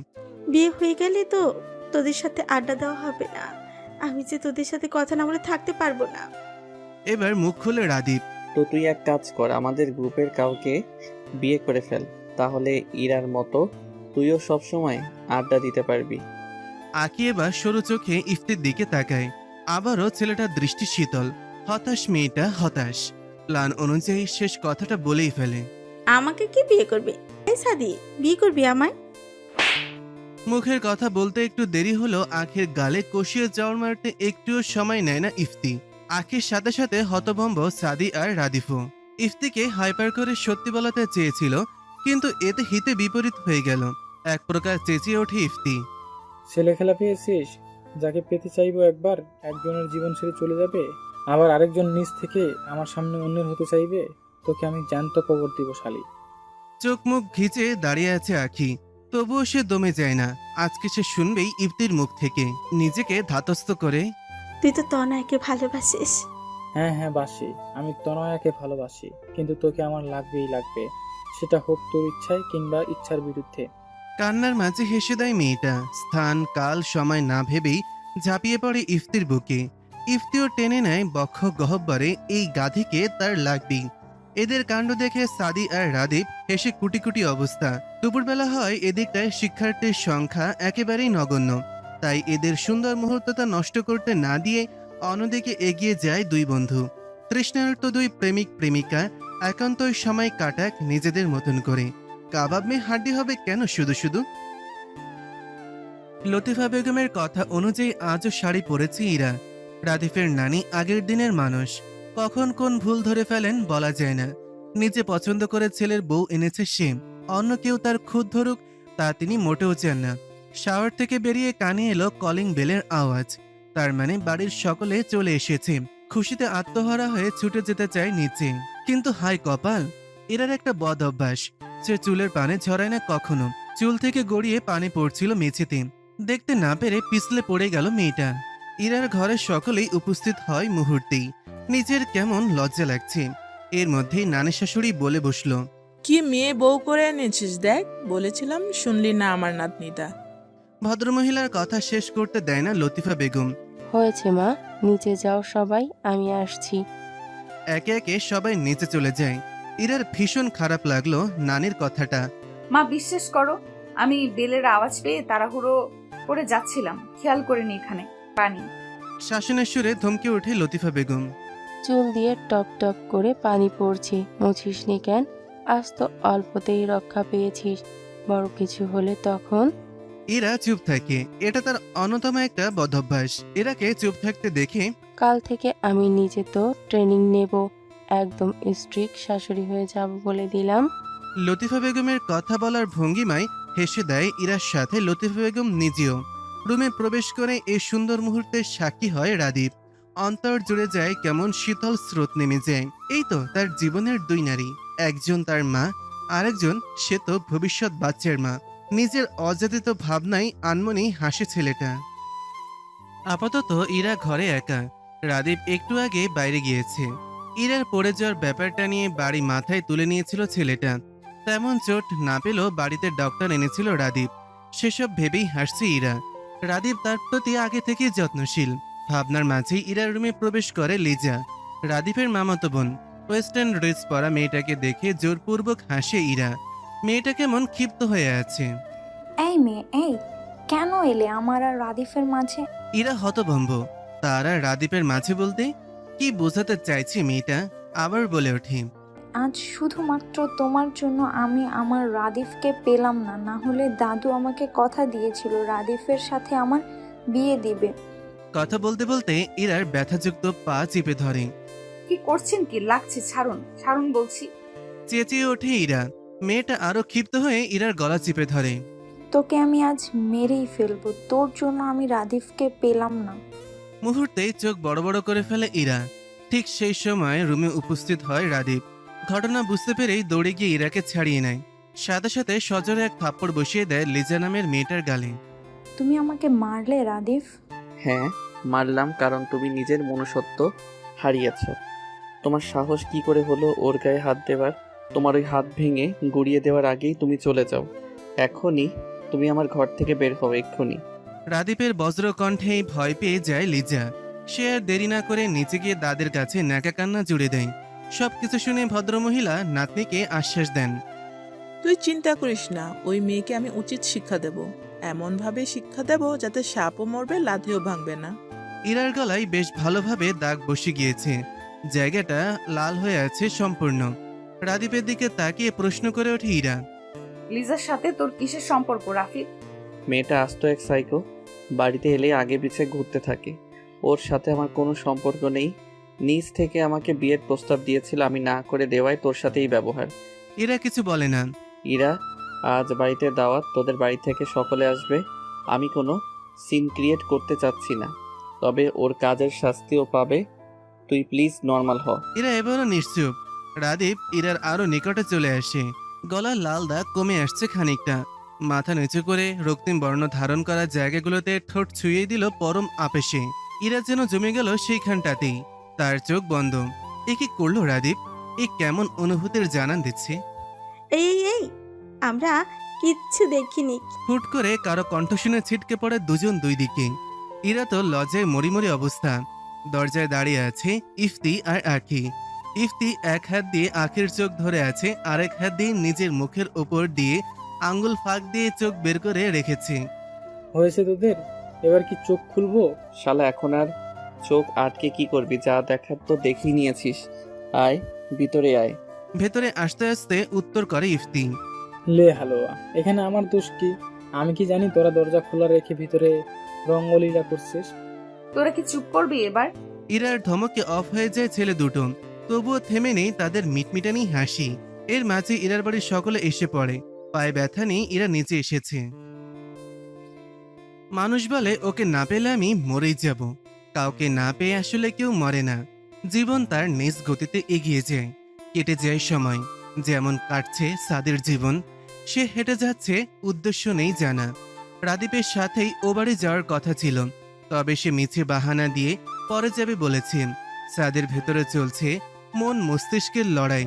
মন বলছে ইরাকে অন্য ঘরে সে দেখতে পারবে না, অপরপক্ষে মস্তিষ্ক নিজেকে এতটা স্বার্থপর হতে সায় দিচ্ছে না। এতদিনের বন্ধুত্বের সম্পর্ক তাদের, তার নিজের স্বার্থের জন্য সে তো বন্ধুদের বাদ দিতে পারে না। এর মাঝেই পায়ের গতি কমিয়ে দেয়, রিক্সা ডেকে উঠে পড়ে। উদ্দেশ্য রাদীপের বাড়ি। জীবনে আর যাই হোক, বন্ধুত্ব বাদ দেওয়া যাবে না। পুরো ড্রয়িং রুম জুড়ে মানুষের আনাগোনা। পুরো ঘর ইফতি মাতিয়ে রেখেছে। আসর জমাতে একাই ওস্তাচ্ছে। সাদি এসে সেই কখন থেকে ডোরবেল বাজিয়ে যাচ্ছে, খুলছে না কেউ। রাদীপকে কল করার জন্য মাত্রই ফোন বের করেছিল, তার আগেই দরজা খুলে গেল। আরে ইলাজি, তোমার কলেজের কাজ শেষ? সকালবেলার কথা বলার জন্য ইলার অস্বস্তি হচ্ছে। নিচে তাকিয়ে নখ খোঁচাচ্ছে মেয়েটা। খুব কষ্ট উচ্চারণ করলো, জি জি ভাইয়া। সাদি আরো কিছু বলতে যাবে, তার আগেই ইফতি হাঁক ডাক শুরু। এই সাদি, ওখানে কি ঢাকার জ্যাম দেখা দিয়েছে নাকি? এগোচ্ছিস না কেন হতচ্ছাড়া? ইফতির কথাই ইলা সামনে থেকে সরে যায়। সাদি খেয়াল করলো ইলা যে অস্বস্তি বোধ করছে, হয়তো সকলের জন্য, নিজের বলা কথার জন্যই। ভেতরে প্রবেশ করে সকলের সাথে কুশল বিনিময় করে সেও আড্ডায় ব্যস্ত করে ফেলে নিজেকে। মনের অবাধ্য অনুভূতিগুলো তাকে কষ্ট দিতে পারে না। দিনের সবথেকে সুন্দর সময় হয়তো দুপুরের পর থেকে সন্ধ্যা হওয়ার সময়টুকু। প্রখর রোদের তাপ কমে এসেছে। মাথার উপরে থাকা সূর্যটা হেলে পড়েছে পশ্চিমে। রোদ পড়ে যাওয়ায় বাড়ির ছোটরা সবাই মিলে ছাদে মাদুর পেতে বসেছে। বড়রা পাশে রাখা চেয়ারে বসে তাদের মতন আড্ডা দিচ্ছে। শুধু অনুপস্থিত লিজা। সেই ঘটনার পর আর ঘর থেকে বের হয়নি। এতে সবথেকে বেশি খুশি হয়েছে ইরা। মেয়েটাকে তার একটুও পছন্দ না। সবাই মিলে আলোচনা করে ঠিক করা হলো এখানে এখন ট্রুথ আর ডেয়ার খেলা হবে। ইলা গিয়ে খালি বোতল নিয়ে এলো। এবার এটা ঘোরানো হবে। প্রথমবারে বোতল গিয়ে থামে সাদির সামনে। Truth or dare? সাদি তাকায় ইফতির দিকে। ছেলেটা মিটিমিটিয়ে হাসছে। এটার সংকেত হচ্ছে ট্রুথ নেওয়া যাবে না। যে কোনো সময় ছেলেটা তাকে ফাঁসিয়ে দেবে। আমি ডেয়ার নিব, ইলা বলে ওঠে। এই এই, আমি ডেয়ার দিব। সাদের গানের গলা দারুণ, তুই একটা গান গাতো। সকলে সায় জানালো। অনিচ্ছা থাকা সত্ত্বেও সাদি গান ধরল। কখনো আকাশ বেয়ে চুপ করে যদি নেমে আসে ভালোবাসা খুব ভরে, চোখ ভাঙা ঘুমে তুমি খুঁজো না আমায়। ইফতি তাকিয়ে আছে বন্ধুর মুখ পানে। সে মন প্রাণে চায় সাদের জীবনেও কেউ এসে ছেলেটাকে গুছিয়ে নিক। সকলের করতালের আওয়াজে ইফতির ধ্যান ভাঙে। পুরো গানটায় সাদি নিচের দিকে তাকিয়ে শেষ করেছে, কেননা কাউকে উদ্দেশ্য করে গান গাওয়ার মতন কেউ তার জীবনে নেই। সকলেই গানের জন্য সাদিকে বাহবা দিল। চুপ রইল ইলা। সাদির ফোনে মায়ের কল আসায় সে নিচে চলে যায়। ইরার মা ইয়াসমিন বেগম ছোট মেয়েকে বললেন, ইলা নিচে যা তো, নাস্তা ভেজে রেখে এসেছি আমরা, নিয়ে আয়। মায়ের আদেশ পেয়ে ইলা নিচে আসে। রান্নাঘর থেকে নিয়ে আসে ভেজে রাখা স্প্রিং রোল আর সিঙ্গাড়া। সাদি বাড়ি থেকে ফোনে কথা বলে ভেতরে আসছে দেখে হাতের বাটিগুলো ডাইনিং টেবিলের ওপর রাখে। আপনার গানের গলা অসম্ভব সুন্দর। সাদি ফোনের ওপরে চোখ রেখে হাঁটছিল বিধায় ইলাকে খেয়াল করেনি। কণ্ঠ শুনে তাকালো। মেয়ে, তোমার কাছে দেখছি আজকাল আমার সবই সুন্দর লাগছে, ব্যাপার কি বলতো? ইলা চুপসে যায়। সে তো ভাবেইনি যে এভাবে তাকে ধরে ফেলবে। ইলাকে চুপ থাকতে দেখে সাদি আবার বলে, যে রাস্তায় আসতে চাইছ সময় থাকতেই ফিরে যাও মেয়ে, না হলে সাদের কথা সম্পূর্ণ হওয়ার আগে সেখানে রাদিফের নানি উপস্থিত হয়। তোরা কে কোথায় আছিস দেখে যা, বাড়িতে কি সর্বনাশ হলো রে। কে কোথায় আছিস দেখে যা, এই ছেলে মেয়ে দুটো কি করছে, ছি ছি ছি ছি ছি। মহিলার কথা শুনে যেন বজ্রপাত হলো ইলা আর সাদের ওপর। সে কি ইঙ্গিত দিচ্ছে? ইলা আর সে তো শুধু কথা বলছিল, তাদের মধ্যে যথেষ্ট দূরত্ব ছিল। তবে ওনার কণ্ঠ শুনে রফিকুল সাহেব, শামসুল সাহেব সহ সকলে হন্তদন্ত হয়ে নিচে নেমে আসে ছাদ থেকে। ইয়াসমিন বেগমকে দেখে রাদিফের নানি খেকিয়ে ওঠে। মেয়েকে কি শিক্ষা দিয়েছ, ছি, বোনের বাড়িতে এসে এসব করছে। নিজের মেয়েকে নিয়ে এসব কটূক্তি মোটেও সহ্য করলেন না ইলার বাবা শামসুল হক। কি করেছে আমার মেয়ে? এসব কি বলছেন আপনি? তোমাদের মেয়ে ভাতারের সাথে এখানে রঙ্গলীলা করছিল, আমি হাতে নাতে ধরেছি। এসব ভাষা শুনে সাদি আর চুপ থাকতে পারল না। কি যা তা বলছেন আপনি? আমরা এখানে দাঁড়িয়ে কথা বলছিলাম। একটা মেয়ে হয়ে অন্য একটা মেয়েকে এমন মিথ্যা অপবাদ দিতে আপনার বাচ্ছে না? লতিফা বেগম এগিয়ে যান মায়ের দিকে। মা, তুমি বোধহয় ভুল দেখছো। সাদিকে ছোট থেকে দেখছো না? ইলা আমাদের নিজের মেয়ের মতোই, ওরা কোনো খারাপ কাজ করতে পারে না। আমি চোখে কম দেখতে পারি, কিন্তু লিজা ও কি চোখে কম দেখবে? ওই তো আমাকে ডেকে নিয়ে এলো। হ্যাঁ, আমি ওদের খুব বাজে অবস্থায় দেখেছি, ভাষায় প্রকাশ করার মতো না। নিচের দিকে তাকিয়ে শুধু অশ্রু ফেলছে ইলা। এবার আরো ডুকরে কেঁদে উঠল। নিজেকে নিয়ে এইসবও শুনতে হচ্ছে তাকে। এতক্ষণ চুপ থাকলো, এবার ইয়াসমিন বেগম গিয়ে মেয়ের গালে চড় মারতে লাগলেন এলোপাথাড়ি। আন্টি, কি করছেন কি? ওর কোনো দোষ নেই, আপনারা ভুল বুঝছেন। ইয়াসমিন বেগম তবুও থেমেনি, নিজেও কাঁদছেন তবুও থামছেন না। শামসুল হক এগিয়ে গিয়ে ছাড়িয়ে নিলেন। পাগল হয়ে গেলে তুমি? নিজের মেয়ের প্রতি বিশ্বাস পাচ্ছ না? আমার মেয়ে এমন কোনো কাজ করতে পারে না। হ্যাঁ হ্যাঁ, আমি জানি আমার মেয়ে কেমন, কিন্তু আজ যে কালি ওর গায়ে লাগানো হলো, এর কি হবে? বুঝতে পারছো কিছু তুমি? এবার মৌন থাকে শামসুল হক। তার আদরের মেয়ে কখনো এসব কাজ করতে পারে না। সাদের মাথা কাজ করছে না। এসব কি হচ্ছে? মহিলা কেন মিথ্যা বলে মেয়েটার জীবন জটিল করে দিচ্ছেন? আমি এই বাড়িতে থাকতে এই অপকর্ম সহ্য করব না, কিছুতেই না। ইয়াসমিন বেগম এগিয়ে গেল সাদের কাছে। বাবা, আমার মেয়েটাকে বিয়ে করবে? ইরা বোনকে ধরে রেখেছে। মেয়েটার দু চোখ ফুলিয়ে ফেলেছে। আপু, এই আপু, বিশ্বাস কর, আমি কিছু করিনি। ইরা বোনকে আশ্বস্ত করতে কিছু বলতে যাবে, তার আগেই কানে আসে মায়ের কথা। মা, বলছোটা কি? ওরা নির্দোষ। রাদীপ বুঝে উঠছে না আসলে কি হচ্ছে। তার মধ্যেই ইরার মায়ের এ কথায়, মা, আমার বন্ধু এমন কিছু করতে পারে না, আপনি বিশ্বাস করুন। বিশ্বাস করি বাবা, আমি আমার মেয়েকেও বিশ্বাস করি। আমি জানি আমার মেয়ে কখনো খারাপ কিছু করবে না, কিন্তু আজ ঘর ভর্তি মানুষের সামনে আমার মেয়েকে মিথ্যে অপবাদ দেওয়া হয়েছে। এক কান দুই কান হতে হতে একসময় সবাই জেনে যাবে। আমার মেয়ে ভেঙে পড়বে যদি উল্টাপাল্টা কিছু করে বসে। আমি সহ্য করতে পারবো না বাবা। ইয়াসমিন বেগমের কথায় ঘর জুড়ে নীরবতা ছেয়ে যায়। সাদি ভেবে পাচ্ছে না এই মুহূর্তে তার কি করা উচিত। শামসুল হক চুপ করে আছেন, তার মানে এতে ওনার সম্মতি রয়েছে। এক কোণে দাঁড়িয়ে আছে লিজা আর তার দাদি। তাদের দুজনের মুখে হাসি যেন উপচে পড়ছে। লিজা যখন সাদি আর ইলাকে একসাথে কথা বলতে দেখেছিল, তখন সে তার দাদিকে এই বুদ্ধি দিয়েছিল। দাদিও রাজি হয়ে যায়, খুব অপদস্থ করতে পারবে ইরার পরিবারকে। তাদের এই জঘন্য ষড়যন্ত্রের শিকার সাদি আর ইলা। রাদীপ এগিয়ে যায় বন্ধুর দিকে।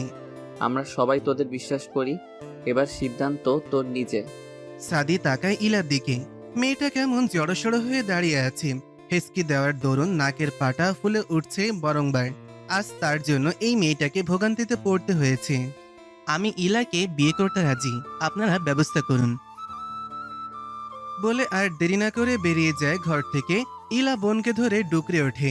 তার জন্য এই মানুষটার জীবনে আজ এই দিন এলো। ইলাকে তৈরি করাতে ইরার ঘরে নিয়ে গিয়েছে। সেখানে উপস্থিত লতিফা বেগম আর ইয়াসমিন বেগমও। এখনো নীরবে অশ্রু ফেলছেন ইয়াসমিন বেগম। কি হয়ে গেল তার মেয়ের জীবনে?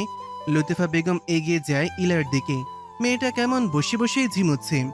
ইলামা, আমাকে ক্ষমা করে দে, আমার বাড়িতে এসে তোকে অপদস্থ হতে হলো। আমি জানি তোরা নির্দোষ। লতিফা বেগমকে জড়িয়ে আরো কেঁদে দেয় মেয়েটা। ইরা সামলে নেয় বোনকে। সাদের মতো ছেলে হাজার খুঁজলেও দুটো পাবে না কেউ। তুমি সুখী হবে ইলা, চিন্তা করো না। পাশ থেকে কথাটা বলে আখি। আখির কথায় সায় জানায় ইরা নিজেও। আমার বোনের কপাল ভালো, তাই ওর ভাগ্যে সাদের মতো সুপুরুষ জুটেছে। এবার কান্না থামাতো, শাড়ি পরাবো তোকে। ইলা কান্না ভেজে চোখ নিয়ে তাকায় মায়ের দিকে। তার মা কিছু বলছে না কেন? মাও কি তাকে ভুল বুঝলো? সন্ধ্যার পর ড্রয়িং রুমে নিয়ে বসানো হয়েছে ইলাকে। তার ঠিক পাশেই সাদি। সাদি এখনো ট্রমা থেকে বের হতে পারেনি। কি হয়ে গেল তাদের সাথে? পর্যাপ্ত দূরত্ব বজায় রেখে কথা বলছিল তারা, তবুও এই হেনস্থার শিকার হতে হলো। বিয়েতে রাজি হয়েছে একমাত্র ইলার কথা ভেবেই। মেয়েটা তো এখনো ছোট। যদি এই মিথ্যা অপবাদের কারণে ইলার জীবনে কোনো বাজে প্রভাব ফেলতো, সাদিকে মেনে নিতে পারত? এসব ভেবেই বিয়েতে রাজি হওয়া। সাদির বাসায় তার মা ছাড়া আর কেউই নেই। সে তো তার মাকে জানিয়েছে যে বউ নিয়ে বাড়ি যাবে। ভদ্রমহিলা আর কোনো কথা জিজ্ঞাসা করেনি। ছেলের সুখেই তার সুখ। মুহূর্তেই কাজী সাহেবকে নিয়ে আসা হয়। কাবিন কত দিব? এ কথায় সবাই সাদির দিকে তাকায়। যেহেতু তার পরিবারের কেউই এখানে নেই, তাকেই জানাতে হবে। সাদির সরল সহজ উত্তর, দিয়ে দিন আপনাদের যেমনটা ইচ্ছে। আমি তো আর ছেড়ে যাওয়ার জন্য বিয়ে করছি না। সাদির কথায় ইলা তাকায় সাদির দিকে। তার জন্য লোকটার জীবনে আজ এমন দিন, তবুও কোনো অভিযোগ নেই। এত ভালো কেন ছেলেটা? ইলার মা ইয়াসমিন বেগম নিজের সিদ্ধান্তে খুশি হলেন। সঠিক ছেলের হাতে মেয়েকে তুলে দিতে পেরেছেন তিনি। কবুল বলতে বলায় বিনা বাক্য ব্যয় করে ছেলেটা কবুল করে নিল ইলাকে নিজের জীবন সঙ্গী হিসাবে। সাদে চাচ্ছে যত তাড়াতাড়ি এখান থেকে চলে যাওয়া যায়। এই বাড়িতে নিঃশ্বাস নিতেও তার অস্বস্তি হচ্ছে। বিয়ের কাজ শেষে শামসুল হক বললেন, মেয়েটাকে আমি কিছুদিন পর বিদায় দিতে চাই। যেহেতু বিয়ে আজ হয়েছে, আমার বউ আজই আমার সাথে আমার বাড়ি যাবে। সাদের এই এক কথায় ইফতি আর রাদীপ সব থেকে বেশি খুশি হলো। ইলার কানে এলো বাজছে শুধু আমার বউ। সাদের প্রতি ভালো লাগা যেন আরো বেড়ে গেল মেয়েটার। ইয়াসমিন বেগম এগিয়ে আসলেন মেয়ের দিকে। আমাকে ক্ষমা করে দিস মা, তোর ইচ্ছে অনিচ্ছে না জেনেই বিয়ে দিয়ে দেওয়ার জন্য। আমি মা হয়ে তোর বদনাম কিভাবে দেখতাম বল, যেখানে তোর কোনো দোষই নেই। আমার সিদ্ধান্তে মায়ের উপরে রাগ করিস না তুই। সুখী হবি ইলা, দেখে নিস। মায়ের আদর মাখা কথায় আরো ডুকরে কেঁদে ওঠে মেয়েটা। অবস্থা অন্যদিকে যাওয়ার আগেই সাদি এগিয়ে এসে ইলার হাত ধরে নেয়। এবার যেতে হবে, না হলে অনেক রাত হয়ে যাবে। সবার কাছ থেকে বিদায় নিয়ে বেরিয়ে আসে ইলাকে নিয়ে। মেয়েটা এখনো কাঁদছে। বাড়ির দরজায় দাঁড়িয়ে আছে বেশ কিছুক্ষণ হলো। সাদির কপালে চিন্তার ভাঁজ। তার মা দরজা খুলছেন না কেন? তৃতীয়বারের মতন বেল বাজাবে তার আগেই দরজা খুলে যায়। সাদির মা ইলাকে দেখে।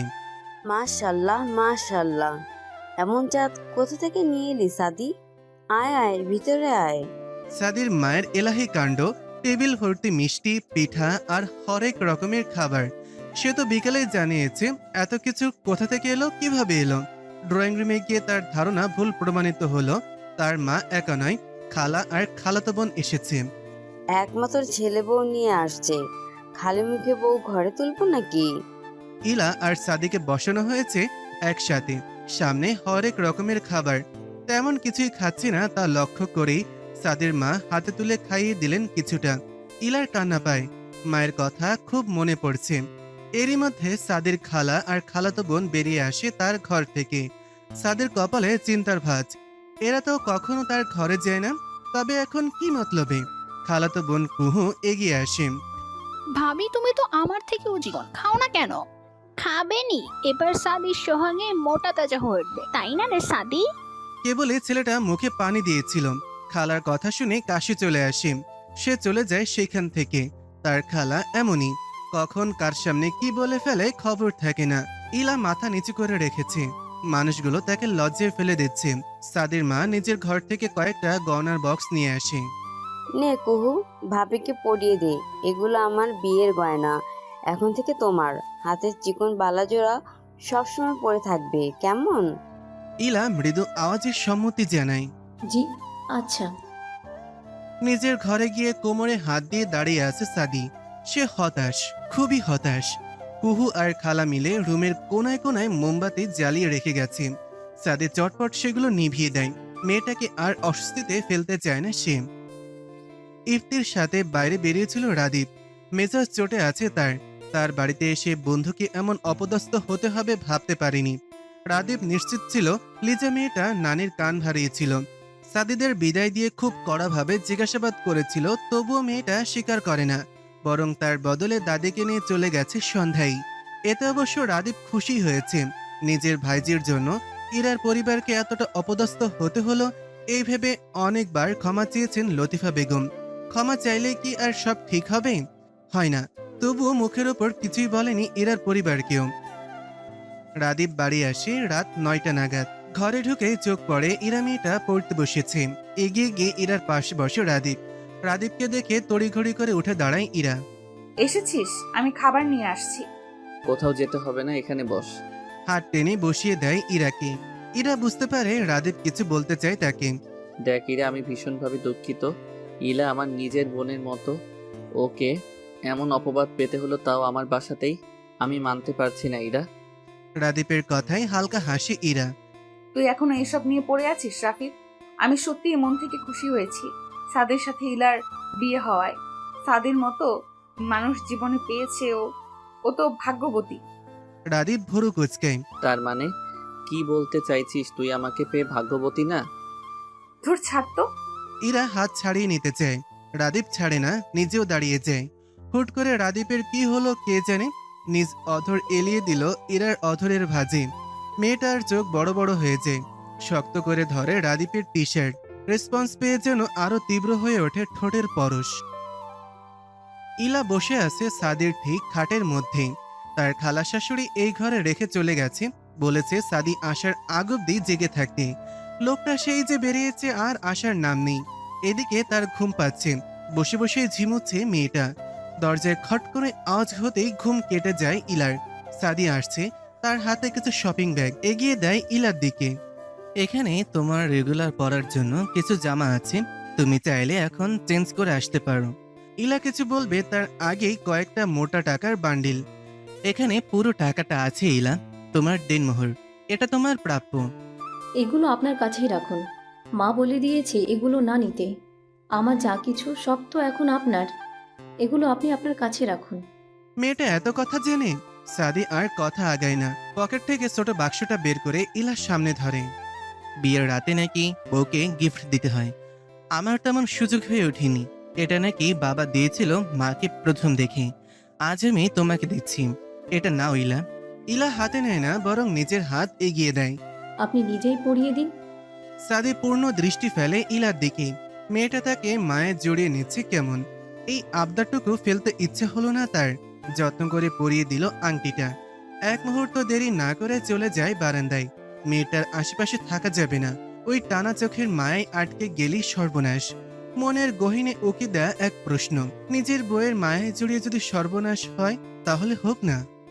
সকাল হতে না হতেই ইরা বোনের কাছে চলে এসেছে। নতুন পরিবেশ, তার বোন ঠিক মতন মানিয়ে নিতে পারছে সে সাদিকে জানে। ছেলেটা সর্বোচ্চ চেষ্টা করবে ইলাকে ভালো রাখার। তবু এসবের জন্য ইলা তো প্রস্তুত ছিল না। ইরাকে সাদের বাড়িতে রেখে রাদীপ অফিসে চলে গেছে। ইরা এসে দেখে ইফতি, সাদি আর আকিকেও আসতে বলেছিল কল করে। আপাতত ইফতি, আকি, ইরা, ইলা, সাদি আর কুহু ড্রয়িং রুমে বসে আড্ডা দিচ্ছে। তাদের মাঝে ইলা বেশ চুপ করে রয়েছে। ইলার পরনে সাদের এনে দেওয়া কুর্তির সেট, পানা ফুল রঙের জামা পরেছে সে, সাথে মাথায় ঘোমটা দেওয়া। ইরা তাকিয়ে থাকে বোনের পানে। মেয়েটাকে কি আজ একটু বেশি সুন্দর লাগছে? হয়তো তাই হবে। রান্নাঘর থেকে সাদের মা আওয়াজ দিচ্ছেন চা নিয়ে আসার জন্য। ইলা যাওয়ার জন্য ওঠে, তবে তাকে থামিয়ে দেয় সাদি। তুমি বসুন, আমি নিয়ে আসছি। বাবা, সাদের কি দরদ রে বউয়ের প্রতি। পুরোপুরি একদিনেও তো হয়নি বিয়ের। কি জাদু করেছো আমার বন্ধুকে ইলা, বলো তো দেখি। ইলা মাথা নিচু করে রেখেছেন। ইফতি এসেছে থেকে তাকে লজ্জা দিয়ে যাচ্ছে। আকি বিরক্তি প্রকাশ করে। সাদি দায়িত্ববান ছেলে, তাই বউকে দিয়ে খাটায় না, বুঝলি? তুই ওইসব বুঝবি না, তোর তো বউই নেই। আখির কথায় উপস্থিত সকলে হেসে দেয়। ইলাও হাসছে। এই গাধি, এই তুই কি বললি? আখি কিছু বলতে যাবে, তার আগেই ইরা থামিয়ে দেয়। এবার চুপ যা দুটোই। তোদের নিয়ে আর পারা যায় না, যেখানে সেখানে ঝগড়া শুরু করে দিস। আমাকে না বলে এই গাধিটাকে বল, সম্মানই করে না আমাকে। ইরা ধমকে ওঠে। ইফতি চুপ কর, এসব নিয়ে পরে কথা হবে। ইফতি মুখ ভেঙচি কাটে আখিকে উদ্দেশ্য করে। আখি ওকে কম চাই, সেও পাল্টা ভেঙচি কাটে। এবার সবাই একসাথে অট্টহাসিতে ফেটে পড়ে। দুপুরের খাবার খেয়ে সকলে বেরিয়ে পড়ে। আসার আগে বোনকে খুব করে বুঝিয়ে এসেছে শাশুড়ির সাথে সাথে থাকতে, কখনো যেন কষ্ট না দেয় কাউকে। সাদির সাথে ধীরে ধীরে সবকিছু ঠিক হয়ে যাবে ইরা জানে। হুট করে রাদীপ বাইক থামায়। ইরা, নেমে আয়। কেন? বাড়ি যাব তো। না, বাড়িতে সন্ধ্যায় যাব। ভেলপুরি তোর খুব পছন্দের না? চল, আজ একসাথে খাবো। ইরাকে কিছু বলতে না দিয়ে হাত ধরে এগিয়ে নিয়ে যেতে থাকে। মেয়েটার মনে মনে খুব বেশি খুশি হলো। প্রিয় মানুষের সাথে একান্তে সময় কাটাতে কার না ভালো লাগে। ভালোবাসার মানুষের সঙ্গ পেলে 1000 বছর বাঁচতে চাই। পরন্ত বিকেলে সূর্য অস্ত যাবে আর কিছুক্ষণ মাত্র। রাদীপ আর ইরা হাঁটছিল একসাথে। অনেক দিন পর দুজন একসাথে সময় কাটালো। আগে হুট করেই তারা দুজনে বেরিয়ে পড়তো ঘুরে বেড়ানোর জন্য। ইরা সেসব ভেবে স্মৃতিচারণ করছিল। ইরা, আনমনে জবাব দেয় মেয়েটা। বল। তুই ওই দিন বলেছিলি আমাকে অনেক আগে থেকেই ভালোবাসিস। নাদিয়া মেয়েটার সাথে সম্পর্কে শুরু করার আগে তো তোকে বলেছিলাম, তখন তুই আমাকে কিছু জানাসনি কেন? আমি কখনো নিজের অনুভূতি প্রকাশ করতে চাইনি রাফিদ। ভয় পেতাম যদি প্রকাশ করলে তোকে হারিয়ে ফেলি। যদি তুই আমার সাথে বন্ধুত্ব না রাখিস তখন কেমন করতাম আমি। রাদীপ তাকিয়ে থাকে ইরার দিকে। মেয়েটার কণ্ঠে কেমন অসহায়তার ছাপ। তার এত কাছে থেকে মেয়েটা এত গভীরভাবে তাকে ভালোবেসে গেছে, সে টেরও পায়নি। ইরার ভালোবাসার কথা জানলে হয়তো আরো আগে মেয়েটাকে কাছে টেনে নিত, মোটেই কষ্ট পেতে দিত না ইরাকে। ইরা, এখন যদি আমি তোকে নিজের করে পেতে চাই, তুই কি ফিরিয়ে দিবি আমায়? রাদীপের এই কথাটা যথেষ্ট ছিল ইরার বুকে তোলপাড় করে দেওয়ার জন্য। রাদীপ কি বোঝাতে চাইছিল, সে যা ভাবছে রাদীপ কি তাই বলছে? ইরা আর ভাবল না, সম্মতি স্বরূপ হেসে বলল। ঠিক সময় তোর প্রশ্নের উত্তর পেয়ে যাবি। রাদীপ আর কথা বাড়ায় না এই বিষয়ে। ইরা যখন বলেছে সে সঠিক সময় উত্তর পেয়ে যাবে। দেয়ালে রং ওঠা একতলা বাড়ির রান্নাঘর থেকে আসছে রিনরিনে হাসির আওয়াজ। চুলায় চায়ের পাতিলে চা হচ্ছে আর সাদির মা নাজমা বেগম সাদের ছোটবেলার গল্প শোনাচ্ছে ইলাকে।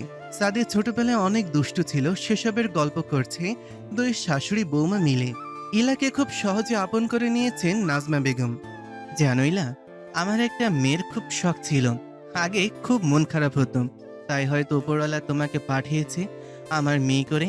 ইলা কিছু বলার আগে সাদি এলো। বাইরে থেকে ছেলেকে দেখা মাত্রই নাজমা বেগম তাড়া দিলেন ইলাকে। যাও যাও, সাদির জন্য চা নিয়ে যাও। ইলা বাধ্য মেয়ের মতন চা নিয়ে চলে যায় সাদির ঘরে। দরজা খোলা থাকায় নক না করেই চলে এসেছে। ঘরে ঢুকে সে বুঝতে পারে সে মোটেও ঠিক কাজ করেনি। সাদির পরনের শার্ট খুলে উল্টো দিকে ঘুরে আছে, যার দরুন তার পিঠ ও শরীর দৃশ্যমান। ইলা ফাঁকা ঢোক গিলে উল্টো দিক হয়ে দাঁড়িয়ে গলায় কিছুটা শব্দ করে। দয়া করে আপনি কিছু পড়ুন। ইলার কণ্ঠ শোনা মাত্রই তড়িঘড়ি করে হাতে থাকা টি শার্ট পরে নেয়, গলা পরিষ্কার করে। কিছু বলবে?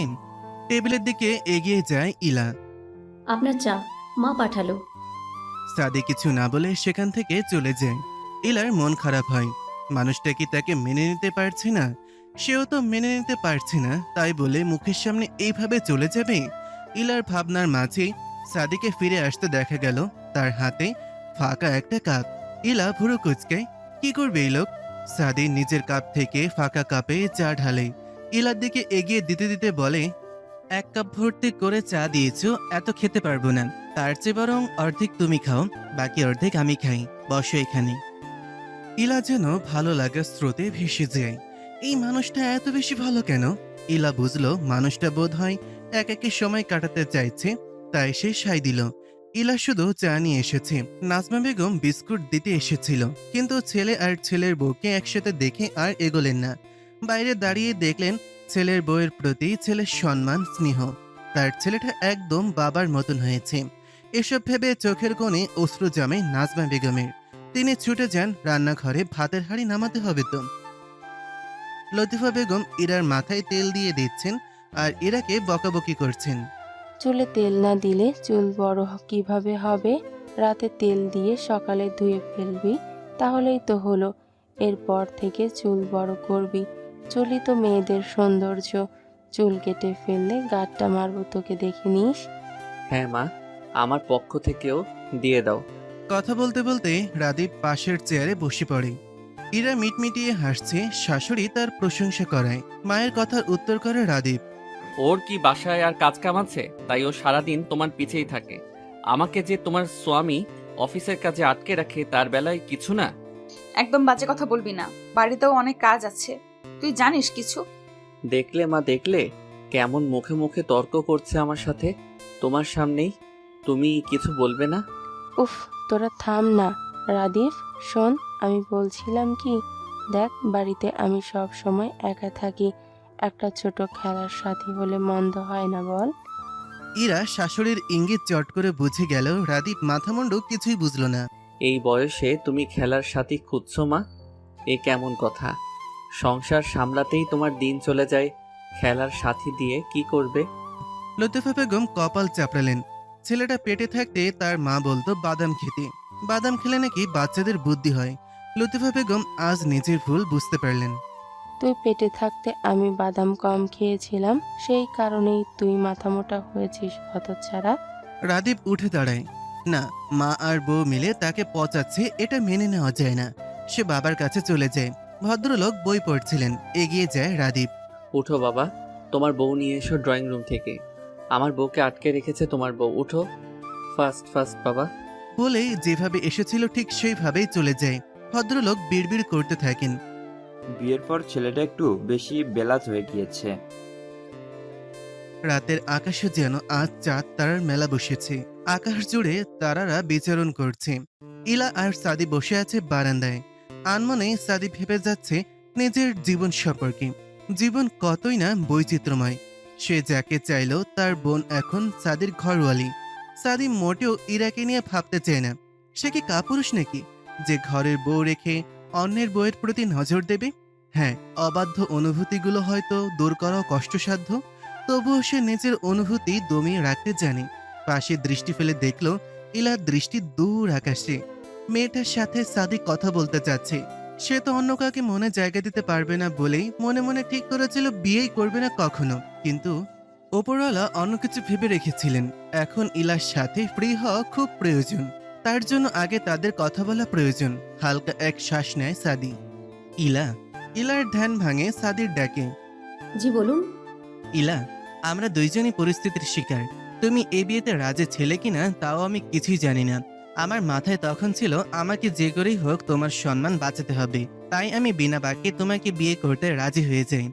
আর কেউ জানুক আর না জানুক, আমরা নিজেরা তো জানি আমরা কোনো খারাপ কাজ করছিলাম না। ওই দিনের কথা মনে হতেই ইলার চোখে অশ্রুতে টইটুম্বুর হয়। সেগুলো যেন পলক ফেললেই গড়িয়ে পড়বে। জ্যোৎস্নার আলোতে সাদিতা স্পষ্ট দেখতে পায়। কেঁদো না ইলা, আমি হয়তো তোমার বাবার মতন অট্টালিকায় রাখতে পারবো না, তবে তোমাকে খুশি রাখার সর্বোচ্চ চেষ্টা করব।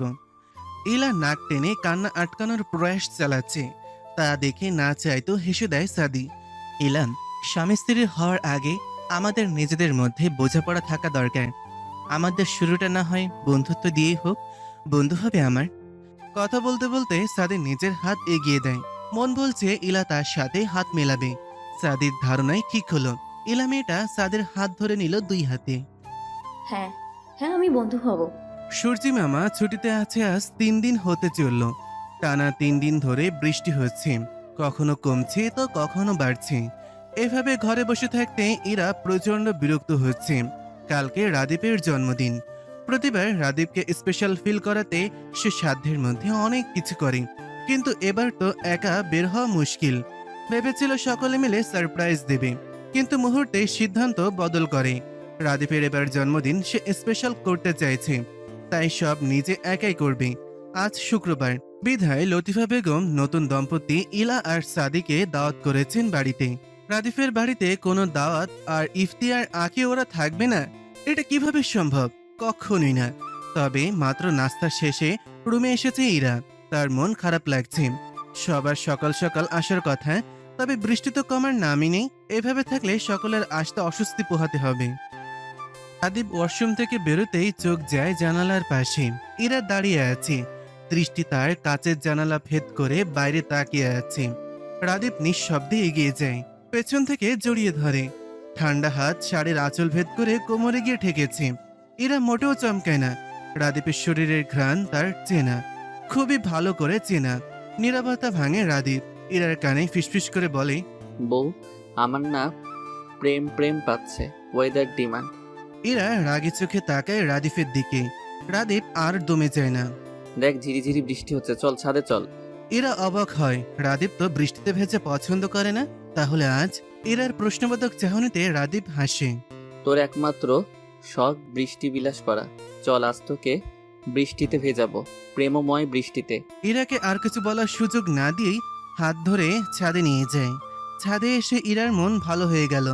ঝিরি ঝিরি বৃষ্টি কেমন মুষলধারে বইছে, ছুটে যায় ছোট বাচ্চাদের মতন ভিজতে থাকে।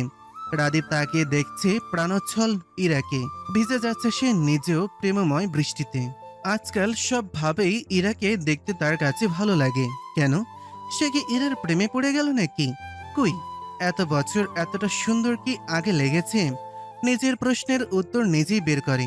আগে তো সেই নজরে ইরাকে কখনো দেখেইনি, তাই তার সৌন্দর্য চোখে পড়েনি। ইরার পরনের শুভ্র রাঙা শাড়িটি ভিজে লিপটে আছে শরীরে, কোমরের কিছু অংশ দৃশ্যমান। রাদীপ ফাঁকা ঢোক গিলে এগিয়ে যায় ইরার দিকে, শাড়ি দিয়ে ভালো করে ঢেকে দেয় ইরাকে। হঠাৎ দূরে কোথাও বাজ পড়ল। ইরা ছুটে এসে রাদীপকে আঁকড়ে ধরে। ভয় কাটিয়ে ইরা রাদীপকে ছেড়ে দেয়, তবে রাদীপ ছাড়ে না, আটকে রাখে বাহুডোরে।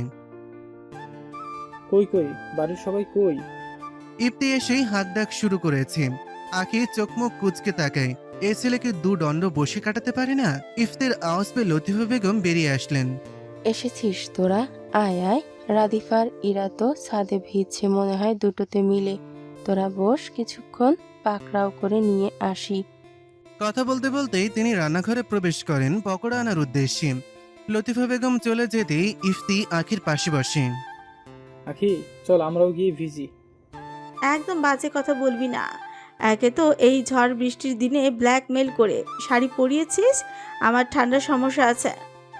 মেয়ে মানুষ শাড়ি পরে ঘুরবি, বৃষ্টি বিলাস করবি, তা না সে শুধু মোটকা মেরে শুয়ে থাকতে পারে। এবার কিন্তু বেশি বেশি হচ্ছে। আখির সাথে কে বেশি বেশি করছে দেখি তো আমি। বলতে বলতে সিঁড়ি দিয়ে নামছে ইরা। ইরার পরনে তাঁতের শাড়ি।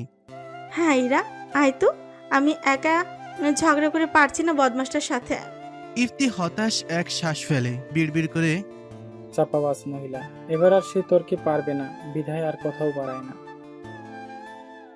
বৃষ্টি কমছে না, তার ওপর ইলা শাড়ি পরেছে।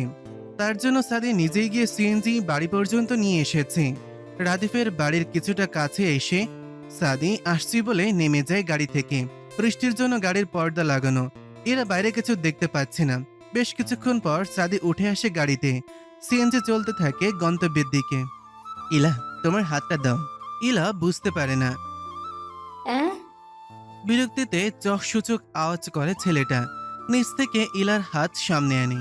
সম্পূর্ণ লাল গোলাপের তৈরি গাজরাটা বের করে পরিয়ে দেয় ইলার হাতে। ইলা অবাক হয়ে দেখছে, গাজরা পরার জন্য হাত বেশি সুন্দর লাগছে, অনেক সুন্দর হয়েছে।